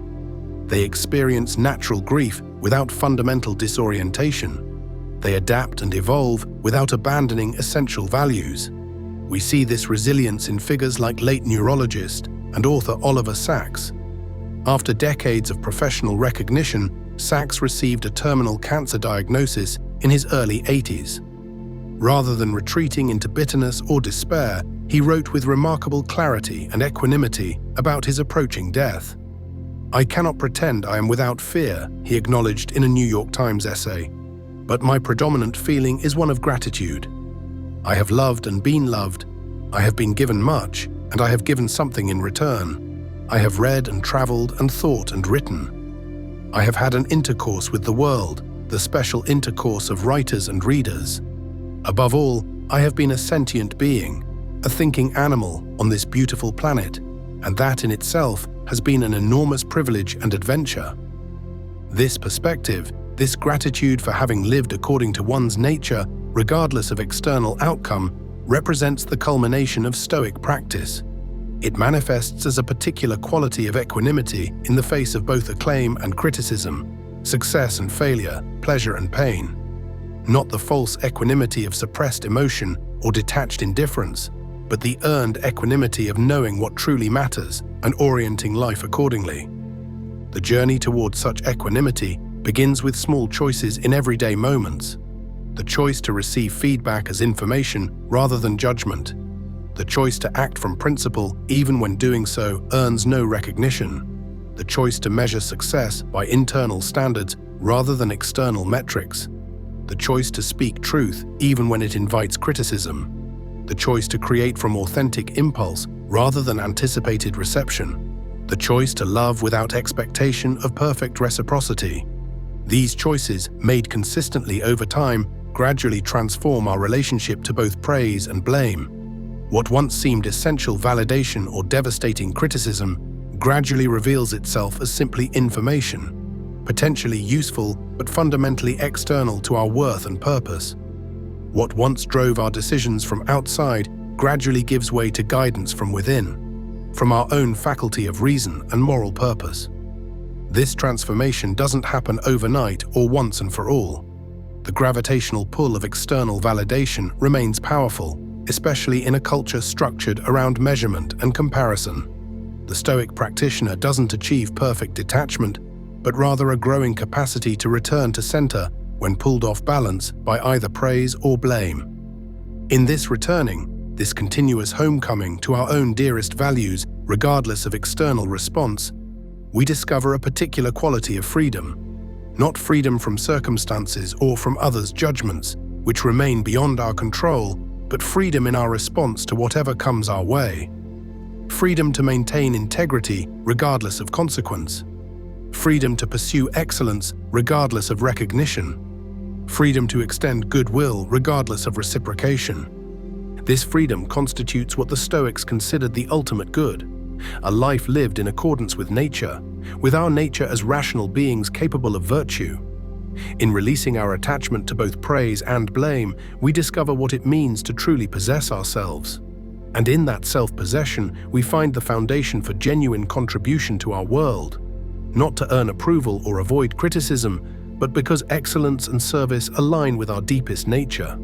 As we navigate an era increasingly defined by polarization and performative identity, this ancient wisdom offers a countercultural path, not withdrawal from engagement, but engagement from internal sovereignty rather than external validation, not indifference to feedback, but transformed relationship with it, not isolation from community, but connection from genuine presence rather than managed impression. This path leads not to isolation, but to authentic relationship, not to rigidity, but to genuine adaptability, not to disengagement, but to more effective contribution. In releasing our attachment to how we are perceived, we discover the freedom to perceive clearly. And in that clear perception, we find the beginning of wisdom, the wisdom to discern what truly matters amid the noise of judgment, to maintain integrity amid the pull of conformity, and to live with purpose amid the distractions of validation. Living according to Stoic principles often means walking a path that others cannot comprehend. We've explored how Stoicism guides us to focus on what we can control, to cultivate emotional resilience, and to prioritize virtue above all else. Now we turn to perhaps the most challenging aspect of the Stoic journey, the inevitable experience of being misunderstood. When you begin to live by Stoic principles, you make a fundamental shift away from seeking external validation.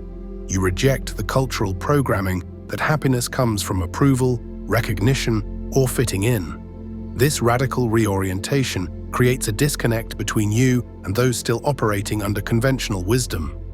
Friends, family, and colleagues may watch with confusion or concern as you remain calm in situations that would previously have provoked you, or as you decline to participate in status games that once consumed your energy. Epictetus recognized this challenge when he wrote, "If you wish to improve, be content to be thought foolish and stupid." He understood that personal growth often means leaving behind the safety of conformity. When you stop performing for the crowd notices. They may call you cold when you maintain equanimity in difficult circumstances. They might label you arrogant when you refuse to be swayed by flattery or criticism. Some will see your self-sufficiency as indifference to others. These misunderstandings arise because your internal compass now points toward virtue rather than validation. Consider how strange Stoic principles appear to the average person. While most people chase wealth, you focus on cultivating inner richness. While others avoid discomfort, you voluntarily practice hardship. When they seek constant distraction, you embrace stillness and self-examination. You've essentially learned a different language, and it's unreasonable to expect everyone to understand it without having studied it themselves. This misunderstanding isn't a failure of your practice. It's actually evidence of your progress. The vast majority of people conform precisely because they fear standing out, being judged, or losing social standing. Their decisions are shaped by the anticipated reactions of others rather than by principle. When you face criticism for living according to reason and virtue, it often signals that you're diverging from the common path. The social friction you experience is the sound of breaking free from invisible chains. The Roman senator Cato the Younger provides a powerful historical example. In an age of opulence and corruption, he was known for his simple dress, his refusal to wear the purple-bordered toga that signified his rank, and his habit of walking barefoot through the streets of Rome. His contemporaries found him peculiar, outdated, and sometimes sanctimonious. Yet Cato wasn't performing austerity to impress others. He lived according to his principles regardless of public opinion. His apparent eccentricity was simply the external manifestation of internal consistency. When people misunderstand your motivations or actions, the instinct to explain yourself can be overwhelming. We are social creatures wired to seek understanding and connection. Yet the Stoics advise a different approach.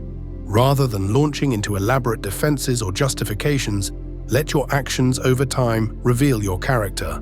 Explanations often sound like apologies, and the truly principled life needs no apology. Marcus Aurelius captured this sentiment perfectly when he wrote, "Waste no more time arguing about what a good man should be. Be one." The emperor understood that virtue is demonstrated, not debated. The more energy you spend trying to make others understand you, the less remains for actually living well. There's a profound peace in releasing the need to be understood by everyone you encounter. This doesn't mean becoming callous or dismissive of others' perspectives. The Stoic sage values clarity in teaching when appropriate, but there's a crucial difference between teaching those genuinely interested in understanding and desperately seeking validation from those who've already decided to misinterpret you. Discerning this difference is part of practicing wisdom. Throughout history, those who have lived by deep philosophical principles have faced misunderstanding, ridicule, and worse. Socrates was ultimately executed for corrupting the youth of Athens, a charge that fundamentally misunderstood his mission to encourage critical thinking and self-examination. He accepted his fate with philosophical calm, famously refusing opportunities to escape because doing so would violate his principles. His commitment to living truthfully mattered more to him than correcting others' perceptions. Epictetus, born a slave and later crippled, lived in extreme simplicity even after gaining his freedom and establishing his philosophical school. Many Romans could not comprehend why someone would choose such austerity when other options were available. They missed that his lifestyle wasn't deprivation, but liberation, freedom from dependence on externals. Epictetus found joy in simplicity that his critics couldn't see because they remained trapped in conventional notions of success. Marcus Aurelius, despite being emperor of Rome, faced constant criticism from those who didn't understand his philosophical nature. Court officials expected grandeur, military leaders expected ruthlessness, and many citizens expected lavish games and spectacles. Instead, he strove for justice, moderation, and wisdom. His commitment to philosophical reflection was seen by some as inappropriate for a ruler. Yet Marcus understood that true leadership required the courage to be misunderstood while staying true to virtue. None of these philosophers sought to be liked, celebrated, or even comprehended by the masses. They sought to live rightly, to align their actions with their highest understanding of virtue. Their legacy endures not because they successfully explained themselves to everyone, but because they embodied their principles with integrity. A practical exercise to build your capacity for being misunderstood is what we might call the silence test. The next time someone mischaracterizes your intentions or criticizes you for your Stoic practices, perhaps calling you unemotional or detached, resist the powerful urge to explain or defend yourself.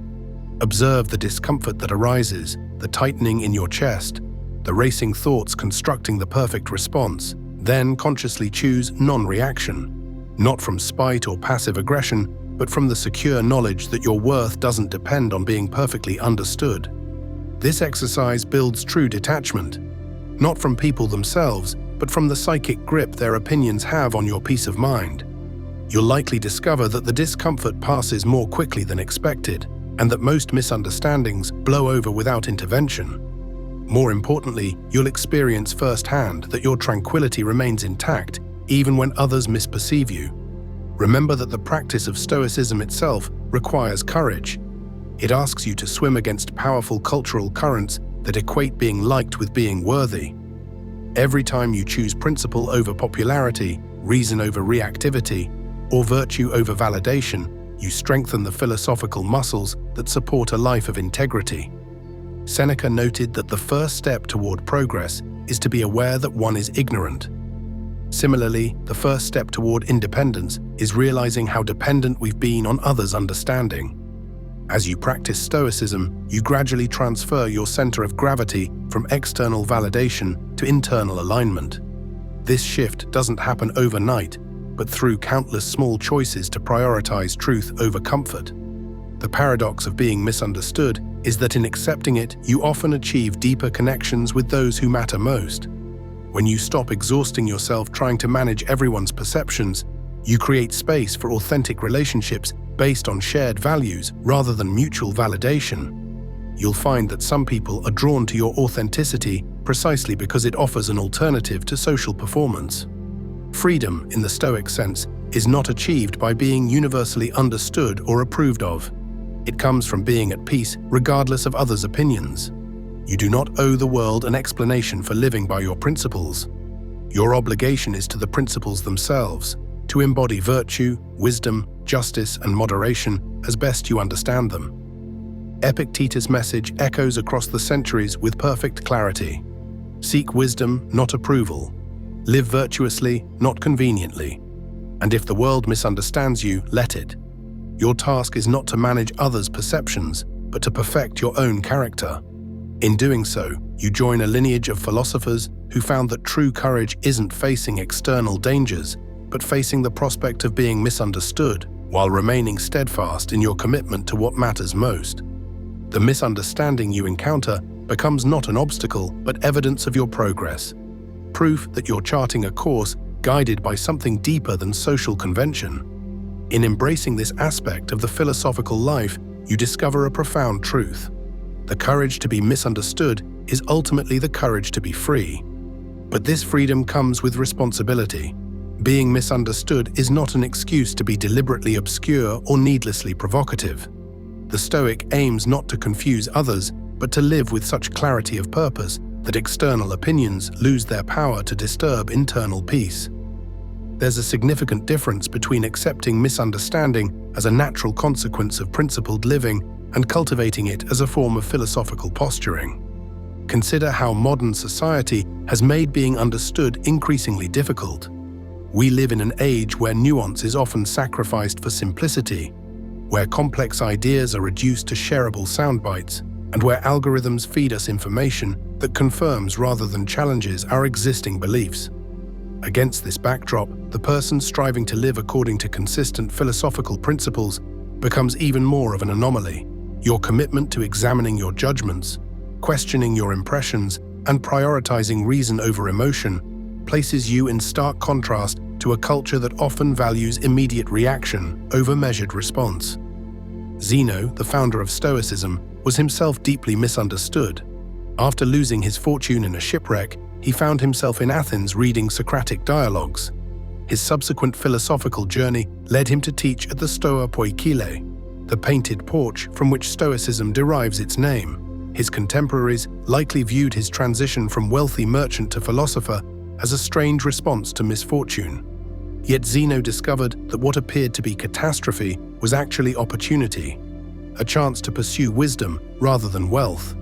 Had he concerned himself primarily with how others perceived his change in circumstances, he might never have founded the philosophical tradition we're exploring today. The misunderstandings you'll face as a practicing Stoic often reveal more about others than about you. When someone criticizes your equanimity as emotional detachment, they're revealing their belief that proper caring requires visible distress. When they interpret your self-sufficiency as arrogance, they're demonstrating their own dependence on external validation. These moments offer opportunities for compassion rather than frustration. Those who misunderstand you most vehemently are often those most enslaved by the very opinions and impressions that Stoicism teaches us to question. This compassionate perspective doesn't mean you should tolerate genuine harm or injustice in the name of Stoic detachment. The Stoic virtues include justice precisely because we have obligations to others and to society. But it does mean recognizing that much of what passes for criticism is merely the expression of different values and priorities. When you understand this, being misunderstood becomes less personal and more philosophical, a natural consequence of different approaches to life rather than a rejection of your worth as a person. Musonius Rufus, the teacher of Epictetus, was exiled multiple times for his philosophical convictions. During one such exile on the barren island of Gyaros, visitors expressed pity for his harsh circumstances. He reportedly replied that they should pity those who exiled him, not him, for they were the ones truly suffering by acting unjustly. This radical reframing demonstrates the freedom that comes from placing virtue above external circumstances or others' opinions. Musonius was profoundly misunderstood by the political authorities of his time, yet he maintained his philosophical equanimity and used his exile as an opportunity to demonstrate the very principles he taught. The courage to be misunderstood also involves accepting that you may never be fully understood, even by those closest to you. This is not cause for despair, but for deeper self-reliance. Even those who love us see us through the lens of their own experiences, values, and limitations. Complete understanding between humans may be an impossible ideal. The Stoic recognizes this and finds peace not in perfect comprehension, but in authentic expression of virtue. Consider how our desire to be understood often manifests as excessive explanation. We elaborate, justify, and contextualize our choices, hoping that if we just find the right words, others will see us as we see ourselves. Yet this impulse often backfires. The more desperately we seek understanding, the more we signal that we need it, and paradoxically, the less likely we are to receive it. There is profound power in the simple statement, made through action rather than words. This is who I am. No explanations, no apologies, no elaborate justifications, just the quiet confidence of a life aligned with principle. This doesn't mean becoming mysterious or deliberately cryptic. Clarity in communication remains important. But there's a difference between clear communication and needy justification. The former comes from a place of security, the latter from insecurity. As your Stoic practice deepens, you'll find yourself naturally shifting from the latter to the former. The ancient Stoics lived in societies structured around honor and shame, where reputation and social standing carried even greater weight than they do today. Their willingness to be misunderstood was therefore all the more remarkable. They recognized that living philosophically often meant living counterculturally, and they accepted this cost as part of the pursuit of virtue. When Marcus Aurelius wrote, "Be satisfied with even the smallest step forward along the path of virtue," he acknowledged that progress often occurs in small, private moments rather than in grand public displays that others might readily understand or applaud. There's a subtle but important distinction between indifference to others' opinions and freedom from them. The former can manifest as callousness or contempt, the latter as genuine independence. Stoicism doesn't ask you to stop caring about others or their perspectives entirely. It invites you to care without being controlled, to listen without being enslaved to what you hear. This nuanced position allows you to maintain meaningful connections while preserving your philosophical autonomy. The practice of journaling, so central to Marcus Aurelius's Meditations, offers a powerful tool for processing the experience of being misunderstood. When others misinterpret your motivations or actions, recording these experiences in writing creates distance between the event and your response to it. You can examine your own reactions, challenge unhelpful assumptions, and remind yourself of your guiding principles. The journal becomes a private space where you can be fully understood, at least by yourself, even when public understanding eludes you. Being misunderstood can be particularly challenging in close relationships. Your spouse might interpret your Stoic practice as emotional withdrawal. Your parents might worry that your focus on virtue comes at the expense of practical success. Your children might confuse your equanimity with indifference to their achievements. These intimate misunderstandings often cut deeper than those that occur in casual interactions. Here, patience becomes as important as courage. Your consistent demonstration of virtue, your reliability, your emotional stability, your genuine care expressed through actions rather than dramatic displays, will eventually speak more clearly than any verbal explanation could. There's wisdom in recognizing when explanation is futile. Some misunderstandings persist, not because you haven't explained yourself clearly enough, but because the other person has a vested interest in misunderstanding you.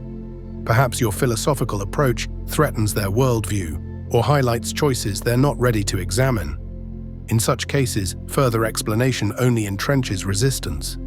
The Stoic response is to accept this reality without resentment, to continue living according to principle, and to remain open to meaningful dialogue when or if the other person becomes receptive. As you practice being misunderstood with equanimity, you'll discover an unexpected benefit: heightened discernment about whose understanding actually matters to you. Not all opinions carry equal weight. The understanding of someone who shares your commitment to virtue and reason naturally becomes more valuable than that of someone primarily concerned with appearances or social advantage. This doesn't make you elitist, it makes you discriminating in the philosophical sense. You learn to value quality of understanding over quantity of approval. Epictetus advised his students to consider carefully whether to engage in public argument. Remember that you are an actor in a play determined by the author. If short, then short. If long, then long. If he wishes you to play the beggar, play even this role skillfully, or a cripple, or a public official, or a private citizen. This is your task, to play well the role assigned to you, but the selection of that role is another's. This perspective liberates you from excessive concern about others' perceptions. Your task is excellence within your role, not controlling how that role is perceived. The courage to be misunderstood connects deeply with the Stoic concept of cosmopolitanism, the idea that we are citizens of the cosmos rather than merely of our local communities. When your primary identity transcends local customs and expectations, being misunderstood by those trapped in provincial thinking becomes less troubling. You see yourself as participating in something larger and more enduring than temporary social currents. This cosmic perspective doesn't disconnect you from your immediate community, but it does provide a larger context that helps you weather local misunderstandings with greater equanimity. Practicing Stoicism in the modern world presents unique challenges. We live in an age of personal branding and performative identity, where presenting a consistent, easily understood public image is often valued above authentic self-examination. The courage to be misunderstood means rejecting the pressure to package yourself in easily digestible formats for social media consumption. It means accepting that your philosophical journey may not translate into shareable content or generate external validation. This countercultural stance itself requires courage in an age where visibility often equates with validity. The Stoic view of misunderstanding differs fundamentally from mere indifference to others. The indifferent person doesn't care what others think because they don't care about others. The Stoic doesn't depend on others' understanding because they recognize its externality. This distinction becomes clear in how you respond to misunderstanding. Do you react with dismissal or contempt? Or do you maintain goodwill toward those who misunderstand you, even as you release the need for their validation? The former response reveals indifference, the latter, Stoic detachment. There's profound freedom in recognizing which misunderstandings truly matter. Not all misinterpretations of your character or actions carry equal significance. Being misunderstood about your professional ambitions by a casual acquaintance differs greatly from being misunderstood about your core values by a life partner. Stoicism doesn't ask you to be indifferent to all misunderstandings, but to distinguish between those worth addressing and those best allowed to pass without comment. This discernment itself requires wisdom, knowing when explanation serves virtue and when it merely serves ego. The courage to be misunderstood also involves accepting your own limitations in understanding others. Just as you will inevitably be misunderstood, you will inevitably misunderstand. Recognizing this mutuality cultivates humility and patience. When others don't immediately grasp your perspective or intentions, remember how often you've misinterpreted theirs. This awareness doesn't obligate you to endless explanation, but it does promote compassion toward those who don't yet understand you or your philosophical approach. Practicing Stoicism visibly often serves as a mirror for others, reflecting back their own attachments and insecurities. When you maintain calm amid chaos, you highlight others' reactivity. When you focus on what you can control, you expose others' preoccupation with what they cannot.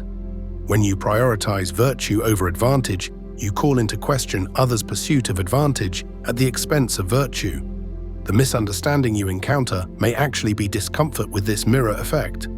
Understanding this can help you respond with compassion rather than frustration when others misinterpret your philosophical practice. The ultimate freedom comes not from being widely understood, but from being deeply at peace with yourself. When your sense of worth derives primarily from inner alignment rather than external validation, misunderstanding loses its sting. This doesn't happen overnight. It's cultivated through consistent practice, through repeatedly choosing principle over popularity, through gradually transferring your center of gravity from others' perceptions to your own integrity. With each such choice, you build the philosophical foundation that supports the courage to be misunderstood. Remember that being misunderstood is not the same as being alone. Throughout history, those who have lived by deep philosophical principles have found community with like-minded others. Zeno attracted students to the Stoa. Epictetus built a school at Nicopolis. Marcus Aurelius found philosophical companionship even amid the demands of imperial rule. As you practice Stoicism, you join a lineage stretching back thousands of years, a community that transcends time and place, united by shared commitment to virtue, reason, and the courage to be misunderstood by those who do not share these commitments. Fundamentally, the courage to be misunderstood is an expression of philosophical freedom. It recognizes that while you cannot control others' perceptions, you can control your response to those perceptions. It acknowledges that living according to principle sometimes means walking a path that others cannot comprehend. And it celebrates the profound peace that comes from aligning your actions with your highest understanding of virtue, regardless of whether that alignment generates external understanding or approval. As you continue your Stoic practice, embrace misunderstanding not as an obstacle, but as an opportunity, a chance to demonstrate the very independence from externals that Stoicism teaches. Let your actions speak more clearly than your explanations. Find peace not in being perfectly understood, but in living perfectly aligned with principle. And remember Epictetus' enduring wisdom. If you want to improve, be content to be thought foolish and stupid with regard to external things. The path of courage rarely coincides with the path of comfort. Being misunderstood can feel isolating, frustrating, even painful. But in accepting this discomfort without being defined by it, you discover a deeper freedom than social validation could ever provide. You find the freedom to live according to your highest understanding of virtue, a freedom that no external misunderstanding can diminish. In the final analysis, the courage to be misunderstood is not about indifference to others, but about fidelity to principle. It's about recognizing that while connection matters, connection based on false portrayal of self ultimately satisfies neither party. True connection arises not from perfect understanding, an impossible ideal, but from authentic expression of virtue, from living in accordance with nature as the Stoics understood it. In cultivating this authenticity, you create the possibility for relationships based not on mutual performance, but on mutual truth. The journey of Stoic practice involves many challenges, but few test our commitment more thoroughly than being misunderstood. In meeting this challenge with courage, you demonstrate the very essence of philosophical progress, the gradual transfer of value from external validation to internal virtue. This transfer doesn't happen in a single moment of insight, but through countless small choices to prioritize principle over popularity, reason over reactivity, virtue over validation. Each such choice strengthens the philosophical foundation that supports a life of integrity. As you continue your Stoic journey, remember that being misunderstood is not a failure, but an inevitable aspect of living philosophically in a world that often prioritizes appearance over substance, convenience over virtue, and conformity over principle. By accepting this reality without resentment, you free yourself to focus on what truly matters, living in accordance with nature, cultivating the virtues, and contributing to the common good, not for recognition, but because it is right. The Stoics understood that true freedom comes not from controlling others' perceptions, but from mastering our own responses. In cultivating the courage to be misunderstood, you participate in this ancient pursuit of freedom. Not freedom from external circumstances, which lie beyond our control, but freedom within them, which lies entirely within our power. This inner freedom, this tranquility amid misunderstanding, this peace that transcends others' perceptions. This is the ultimate gift of Stoic practice, available to anyone with the courage to prioritize virtue over validation. As our exploration of Epictetus and his powerful philosophy of freedom comes to a close, we're left with a profound realization.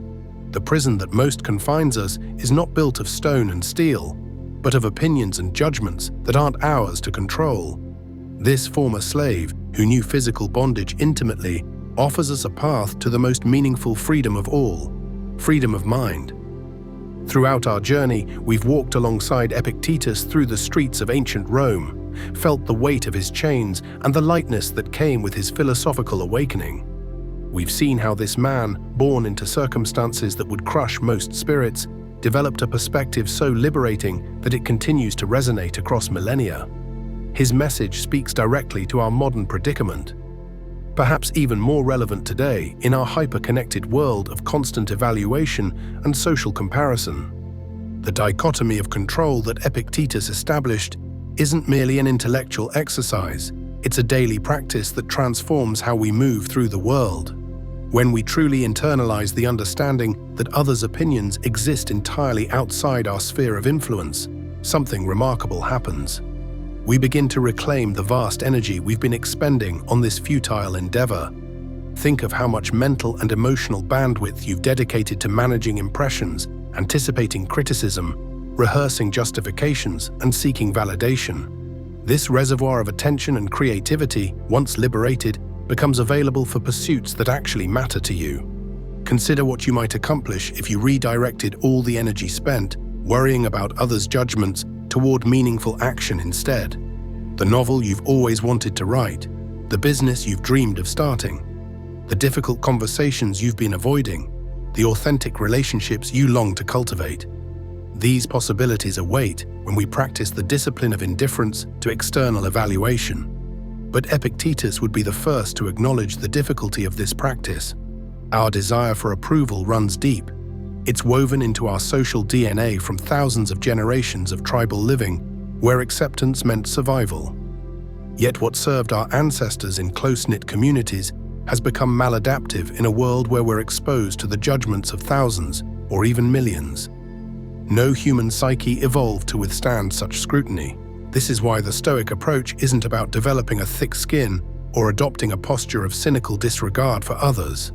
Rather, it's about recognizing the fundamental nature of opinions themselves. Opinions are not facts, they're interpretations filtered through the unique perspective of another human being, a perspective shaped by their own experiences, biases, limitations, and fleeting moods. Even the harshest critique or the most glowing praise tells you more about the person offering it than about yourself.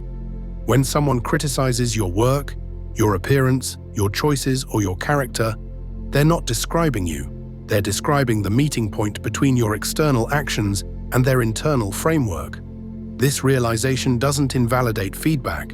Rather, it places it in proper context. You can extract whatever value might exist in the observation without taking on the emotional burden attached to it.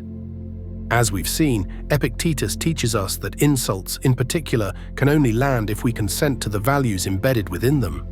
If someone mocks your modest home, their insult only has power if you've already accepted that an impressive dwelling determines your worth.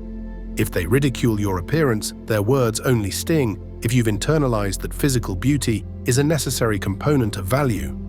By examining these assumptions, asking ourselves, is this truly something that matters in living a good life? We can disarm virtually any attempt to diminish us. The freedom that Epictetus promises isn't about isolation or indifference to community. In fact, he would argue that only by releasing our attachment to others' assessments can we truly connect with them authentically. Think about your relationships when you're performing for approval versus when you're present without agenda. In which context do you experience genuine connection? When we stop tailoring ourselves to manage impressions, we create space for honest engagement. We listen more attentively when we're not busy planning our response. We speak more truthfully when we're not calculating the impact of our words. We show up more consistently when we're not exhausted by the maintenance of a carefully curated image. This authenticity extends to how we relate to praise as well. Many who succeed in detaching from criticism still find themselves hungering for positive feedback. But Epictetus reminds us that praise too falls outside our control and therefore shouldn't be the target of our striving. The wise person, he suggests, recognizes compliments for what they are: pleasant but ultimately inconsequential wind. Accepting praise with simple gratitude while continuing to measure yourself by your own standards preserves your autonomy and keeps your motivation internal. And what of those internal standards? If we're not to be guided by external assessment, how do we determine our course? Here, Epictetus points us toward nature and reason. We must ask what role we wish to play in the world and what virtues that role requires. A parent, a teacher, a citizen, a friend. Each position comes with inherent responsibilities. Fulfilling these with excellence, regardless of recognition, brings the only satisfaction that doesn't diminish with time. The path of letting go is paradoxical. In releasing our grip on what others think, we don't become careless or callous. Instead, we gain the freedom to care more deeply about what truly matters. Living with integrity, treating others with justice and compassion, developing wisdom through reflection. These pursuits, unlike the quest for approval, yield lasting fulfillment because they arise from what Epictetus would call our essential nature as rational social beings. As we conclude our exploration, perhaps the most powerful aspect of Epictetus's teaching is its practicality. This isn't abstract philosophy, but lived wisdom forged in the crucible of extreme circumstances. If a man who began life as property could achieve such profound inner freedom, what might be possible for each of us? His approach requires no special talent, no privileged position, no extensive education, only the willingness to examine our assumptions about what we control and the discipline to align our concerns accordingly. In our modern world of personal brands and carefully curated social media presences, Epictetus stands as a revolutionary figure. He offers not techniques for managing others' perceptions, but a fundamental shift in orientation that renders such management unnecessary. This shift doesn't happen once and for all. It's a practice we return to daily, sometimes hourly, as we notice ourselves slipping back into old patterns of seeking validation and avoiding disapproval. There's something profoundly liberating about walking into a room and genuinely not needing others to think well of you. Not because you've armored yourself against their judgment, or because you've dismissed them as unimportant, but because you've recognized the fundamental truth that their opinions, however well-intentioned, cannot define you without your consent. The price of this freedom is vigilance.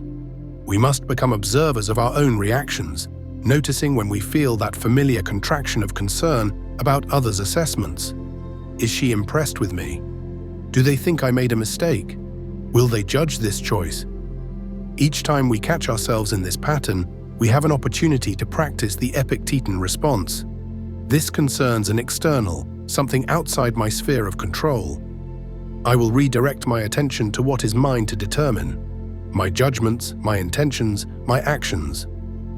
With time, this redirection becomes more automatic. The space between stimulus and response widens. We find ourselves pausing before reacting to criticism, considering it calmly rather than defensively. We notice when praise makes us swell with pride and gently remind ourselves that external validation, while pleasant, isn't the measure of our worth. We become more discerning about whose feedback merits consideration, weighing it based on alignment with our values rather than on our emotional response. As Epictetus himself put it, make it your study to respond to every harsh impression with the words, "You are but an impression and not at all what you seem to be." This simple practice, recognizing that our interpretation of others' opinions is just that, an interpretation, creates distance between the event and our reaction to it. In that space lives our freedom. The legacy of Epictetus reminds us that true liberation isn't granted by governments or institutions. It's claimed through the disciplined exercise of our uniquely human capacity to examine our own minds.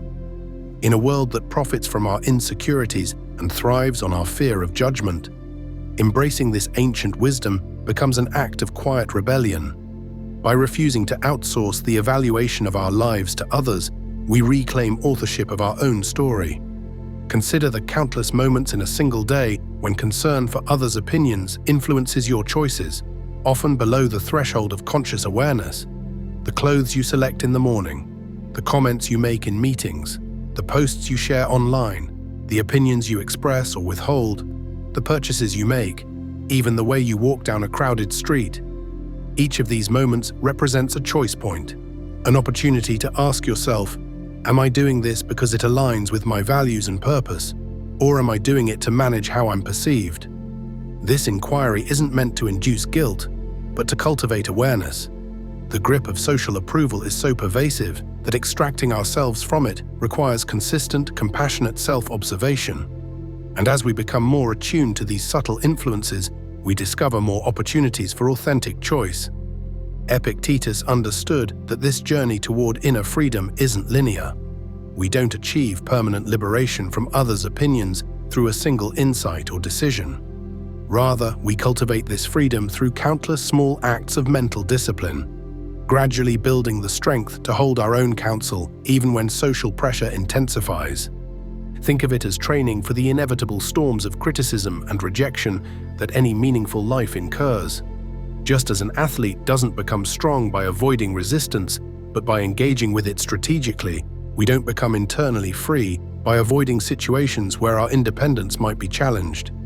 Instead, we enter these situations armed with Stoic practices that allow us to maintain equilibrium amidst external pressure. One such practice is the premeditation of adversity. Before entering a situation where you anticipate judgment, a performance review, a family gathering, a public presentation, take a moment to remind yourself, I may encounter criticism here. People may disagree with me or disapprove of my choices. This is natural and says nothing definitive about my worth or my path. I will listen for what might be useful and let the rest pass through me without taking root. Another practice involves reflecting on historical and contemporary figures who maintained their course despite intense criticism. Epictetus himself was mocked by some for teaching philosophy despite his background as a slave. Socrates was executed for his philosophical inquiries. In more recent times, visionaries in every field from science to art to social justice have faced ridicule before their contributions were recognized. These examples remind us that alignment with others' opinions is not a reliable measure of truth or value. Perhaps the most powerful practice is to cultivate a vivid awareness of mortality, not in a morbid sense, but as a clarifying perspective. Epictetus often reminded his students that life is temporary, that our time to express our nature and fulfill our purpose is limited.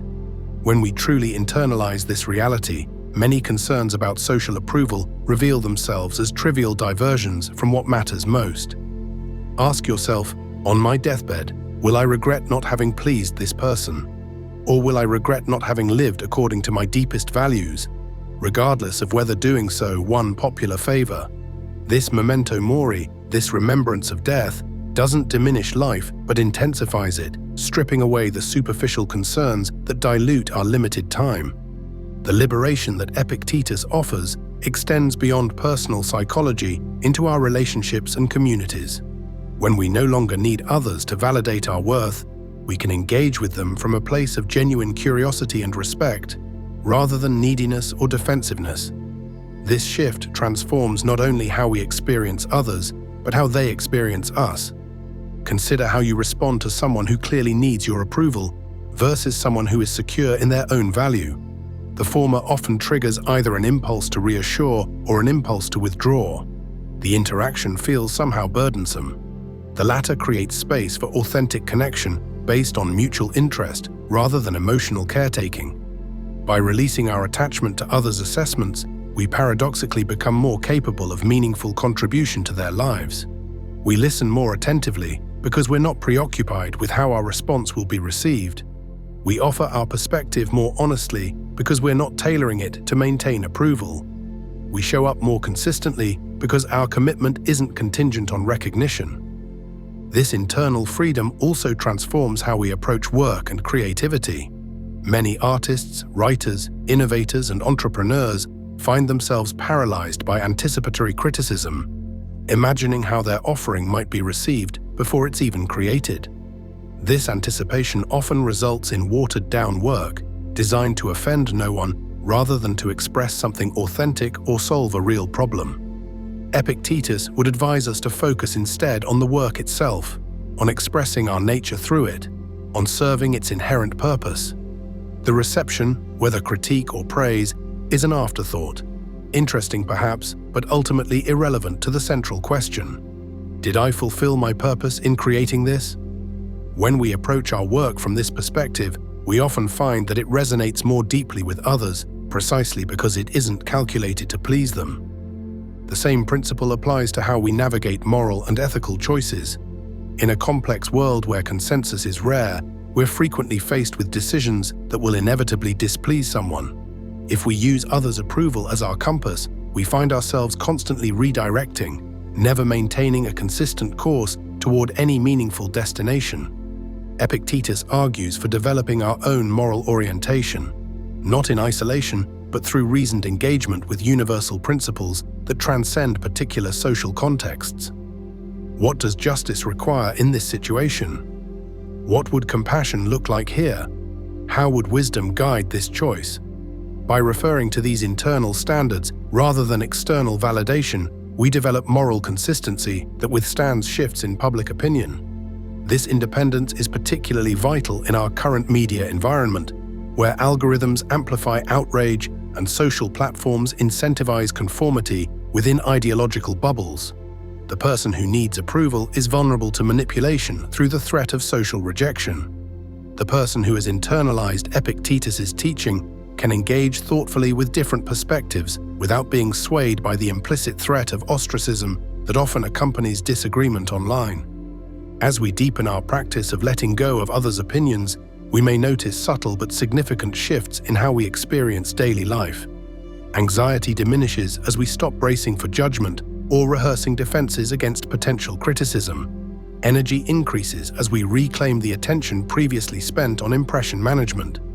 Decisiveness improves as we streamline our decision-making process, consulting our own values rather than anticipating others' reactions. Perhaps most notably, our capacity for presence expands. When we're not filtering our experience through concerns about how we're being perceived, we can fully inhabit each moment. Conversations become more engaging when we're listening for understanding rather than for opportunities to impress. Nature becomes more vivid when we're not half distracted by social calculations. Even mundane activities take on new richness when experienced without the overlay of self-consciousness. This presence isn't just personally fulfilling, it's also essential for developing wisdom. Epictetus believed that philosophy wasn't primarily about abstract theory, but about attentive living, observing reality clearly and responding to it appropriately. When our attention is fragmented by concern for others' judgments, we miss the subtle patterns and connections that inform wise action. As our time with Epictetus draws to a close, we might ask how this ancient wisdom can be integrated into our thoroughly modern lives. How do we practice indifference to others' opinions while navigating social media, performance reviews, family expectations, and all the other contexts where external evaluation is embedded in the structure of our interactions? The key lies not in withdrawal, but in engagement with perspective. We participate fully in these social systems while maintaining inner distance from the judgments they generate. We recognize that a negative performance review contains information that may be useful but isn't definitive of our professional value. We understand that a critical comment on social media reflects one perspective among millions, not an objective assessment of our contribution. This balanced engagement allows us to remain connected to community while preserving our autonomy within it. We neither isolate ourselves in defensive rejection of all feedback, nor dissolve our boundaries by accepting every external assessment as truth. Instead, we develop discernment, the ability to extract what's valuable from others' perspectives without being destabilized by their judgments. In practicing this discernment, we might ask, does this perspective contain information that helps me fulfill my purpose or express my nature more fully? Does it align with principles I've thoughtfully examined and accepted? Does it resonate with my deepest intuition about what's true and valuable? If so, I'll incorporate it, regardless of whether it comes as criticism or praise. If not, I'll acknowledge it without being defined by it. This approach transforms how we receive both negative and positive feedback. Criticism becomes less threatening because we've separated our worth from others' assessments. Praise becomes less intoxicating because we've grounded our value in internal standards. Both become potential sources of useful information rather than verdicts on our fundamental adequacy. As we conclude this journey through Epictetus's philosophy, perhaps the most valuable insight we can take with us is this: freedom from others' opinions isn't achieved by convincing them to think well of us, nor by developing indifference to their thoughts. It's achieved by recognizing that their opinions, whether harsh or flattering, describe their experience, not our reality. This recognition doesn't happen once and for all. It's a practice we return to whenever we notice ourselves contracting around criticism or expanding with praise. This is their experience, filtered through their perspective, shaped by countless factors I can neither know nor control. It may contain something useful for me, or it may not. Either way, it doesn't define me. In the end, we honor Epictetus not by quoting his words, but by living his wisdom, by cultivating an inner citadel that remains unshaken by praise or blame, by treating others with kindness while remaining independent of their assessments, by focusing our finite energy on what we can affect rather than what we cannot, and perhaps most importantly, by passing this liberating perspective on to others who still labor under the weight of external judgment. For in a world increasingly defined by social comparison and external metrics of success, those who master the art of letting go what others think may well be the only truly free individuals left. And freedom, as Epictetus knew better than most, is worth every ounce of discipline it requires.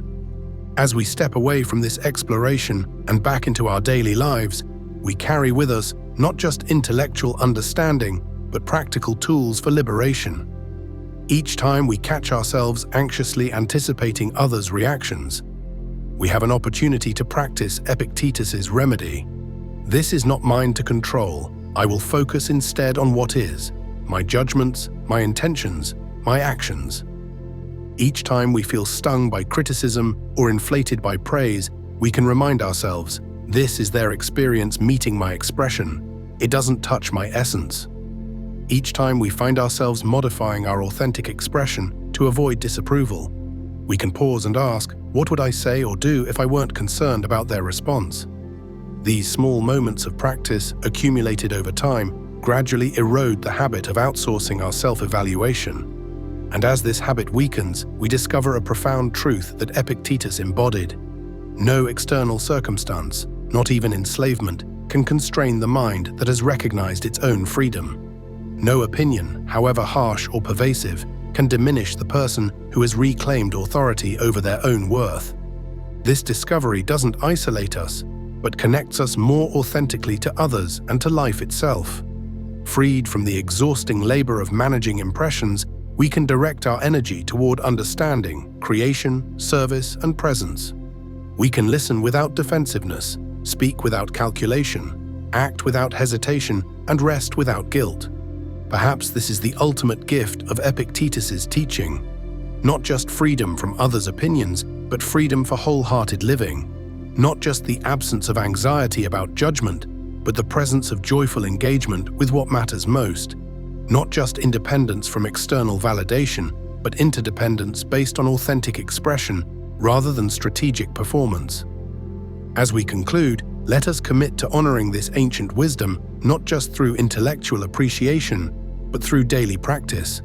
Let us notice when we contract around criticism or swell with praise. Let us redirect our attention from what others think to what we can directly influence. Let us distinguish between useful feedback and irrelevant judgment. And let us remember that our worth is neither diminished by disapproval nor enhanced by acclaim. It remains constant, requiring only our recognition to be fully realized. In a world that profits from our insecurity and thrives on our fear of judgment, this practice becomes an act of quiet rebellion, a reclamation of our autonomy in the face of countless forces that would have us surrender it. By refusing to make others' opinions the measure of our value, we assert our fundamental dignity and create space for others to do the same. This is the enduring legacy of Epictetus. The recognition that true freedom begins not with changing our circumstances, but with changing our relationship to them. Not with controlling how others see us, but with controlling how we see ourselves. Not with accumulating praise, but with releasing our attachment to both praise and blame. May we carry this wisdom forward not as an abstract philosophy, but as a lived practice that transforms how we move through the world. May we remember, in moments of social pressure and self-doubt, the former slave who discovered ultimate freedom within the confines of his own mind. And may we honor his discovery by claiming that same freedom for ourselves, one conscious choice at a time. The journey of applying Epictetus's wisdom doesn't end with intellectual understanding. It begins there. As we move beyond theory into practice, we encounter the real challenges of implementing these principles in a world designed to exploit our need for validation. Our modern digital landscape has transformed the ancient human desire for tribal belonging into something more insidious, a quantified, gamified pursuit of approval that never satisfies. Consider how social media platforms have weaponized our natural inclination for social connection. Every notification, every like, every follow count creates a dopamine-driven feedback loop that strengthens our attachment to external validation. Epictetus couldn't have imagined these technological amplifications of our social instincts, yet his remedy remains surprisingly effective against them. When we post content online, we can practice the Stoic pause. Am I sharing this for its inherent value, or am I fishing for validation? Can I release my attachment to the response it receives? This simple reflection transforms how we engage with these platforms, allowing us to use them as tools for genuine connection rather than as sources of self-worth.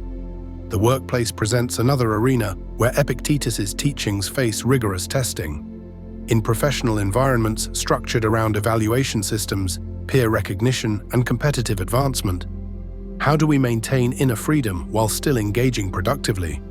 The key lies in distinguishing between the informational content of feedback and its judgment-laden delivery. A performance review might contain valuable insights about skills you could develop, or approaches you might refine. This information can serve your growth regardless of whether it's delivered as criticism or guidance. By focusing on the actionable content rather than the evaluative framing, you extract what serves your development while leaving behind the implicit judgment about your worth. This discernment becomes particularly vital in leadership roles.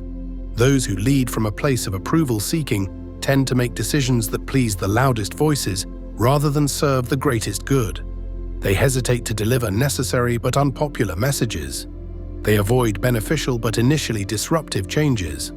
By contrast, leaders who have internalized Epictetus's teachings can make principled decisions and communicate them with confidence, even when facing temporary disapproval. The freedom Epictetus offers extends into our closest relationships as well. How many tensions in families, friendships, and romantic partnerships stem from unexpressed authenticity? We hide aspects of ourselves, suppress needs, avoid difficult conversations, all to maintain approval. Yet the connection built on such foundations remains shallow, haunted by the unspoken fear. If they knew the real me, would they still accept me? By practicing indifference to disapproval within our intimate relationships, we create space for deeper authenticity. This doesn't mean disregarding others' feelings or preferences, rather it means distinguishing between considerate accommodation and fearful compliance. We can honor others' needs without abandoning our own. We can express differences without defensiveness. We can navigate conflicts without the desperate need to be proven right. The paradox emerges again. By releasing our attachment to others' approval, we become capable of the vulnerability that fosters genuine intimacy. Only when we're secure enough to risk disapproval can we reveal ourselves fully. Only when we don't need others to validate our worth can we invite them to witness our struggles, limitations, and uncertainties alongside our strengths. This authentic self-revelation transforms not just how others see us, but how we see ourselves. Many who begin practicing Epictetus's philosophy discover something unexpected. The harshest judge they've been trying to please wasn't external at all, but an internalized critic who borrowed its voice from parents, teachers, peers, and culture. This inner critic maintains its power through our belief that its judgments reflect objective reality rather than conditioned perspective. By applying Epictetus's approach to this internalized voice, recognizing it as opinion rather than truth, as something outside our control rather than an authoritative assessment, we begin to liberate ourselves from its tyranny. We can acknowledge its perspective without accepting its verdict. We can hear its familiar criticisms without being diminished by them. This internal liberation often manifests physically. Those who practice detachment from others' opinions frequently report a literal unburdening. Shoulders that once carried invisible weight now relax. Facial muscles habitually tensed in anticipation of judgment soften. Breath restricted by constant vigilance deepens and slows. The body reveals what the mind has known all along.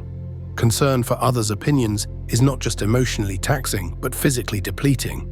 As this vigilance diminishes, we discover energy previously unavailable to us. The constant background processing of social calculations. How am I being perceived? What impression am I making? How can I improve their assessment? Consumes enormous cognitive and emotional resources. When these resources are reclaimed, creativity flourishes. Problem-solving accelerates. Learning deepens. We think more clearly, work more effectively, and recover more completely when we're not perpetually monitoring ourselves through others' imagined eyes.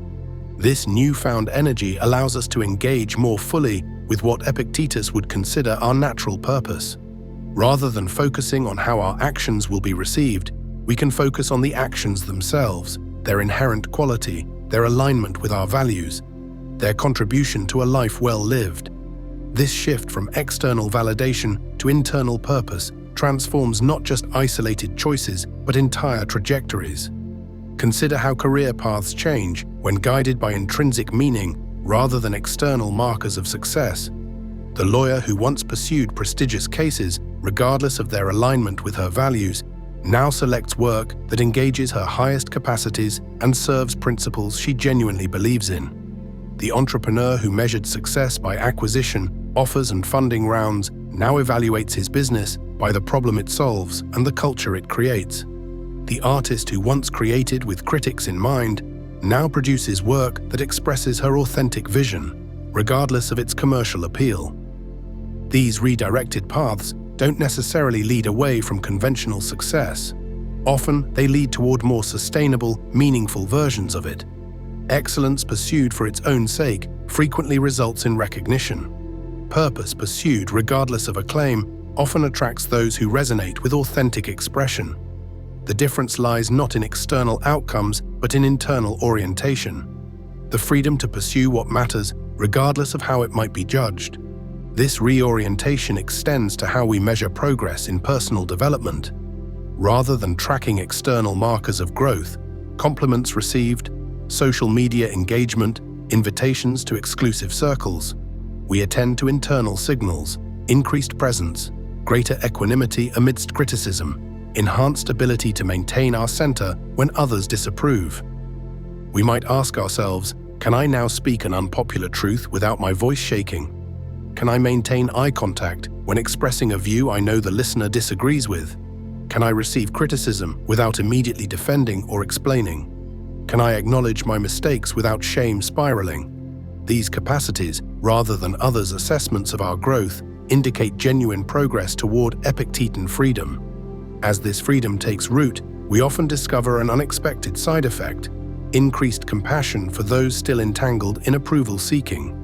Having intimately known the prison of others' opinions, we recognize its bars in others' behavior, the carefully curated self-presentations, the reflexive defenses against criticism, the hungry eyes seeking validation. Rather than judging these patterns, we meet them with understanding, remembering our own ongoing struggle to maintain independence from social assessment. This compassion extends to those who criticize us as well. When we truly understand that others' harsh judgments reflect their conditioning, their limitations, their unmet needs, their fears, not our essential worth, we can receive even bitter criticism without bitterness in return. We might still disagree, still set boundaries, still choose different paths, but we do so without the added weight of resentment toward those who fail to approve. In this way, Epictetus's philosophy fosters not just personal liberation, but social harmony. The person who doesn't need approval rarely seeks to diminish others. The person secure in their own worth doesn't use criticism as a weapon. The person who measures themselves by internal standards doesn't impose external metrics on others. By cultivating our own freedom from others' opinions, we contribute to a culture where authentic expression is valued above performance, and where diversity of thought is welcomed rather than suppressed. This cultural contribution becomes particularly vital in times of polarization and conformity pressure. When social belonging requires adherence to increasingly rigid ideological positions, the person who has practiced Epictetan detachment from external judgment stands as a quiet exemplar of intellectual autonomy, not contrarian for its own sake, not resistant to valid critique, but thoughtfully independent, willing to consider multiple perspectives without being coerced by the threat of social rejection. Such independence doesn't guarantee correctness. Freedom from others' opinions doesn't confer infallibility in our own. What it offers instead is the ability to engage with complex issues from a place of genuine inquiry rather than social positioning. We can ask questions that might be misinterpreted. We can consider evidence that doesn't support our preferred narrative. We can change our minds without fear of appearing inconsistent. We can admit uncertainty without shame.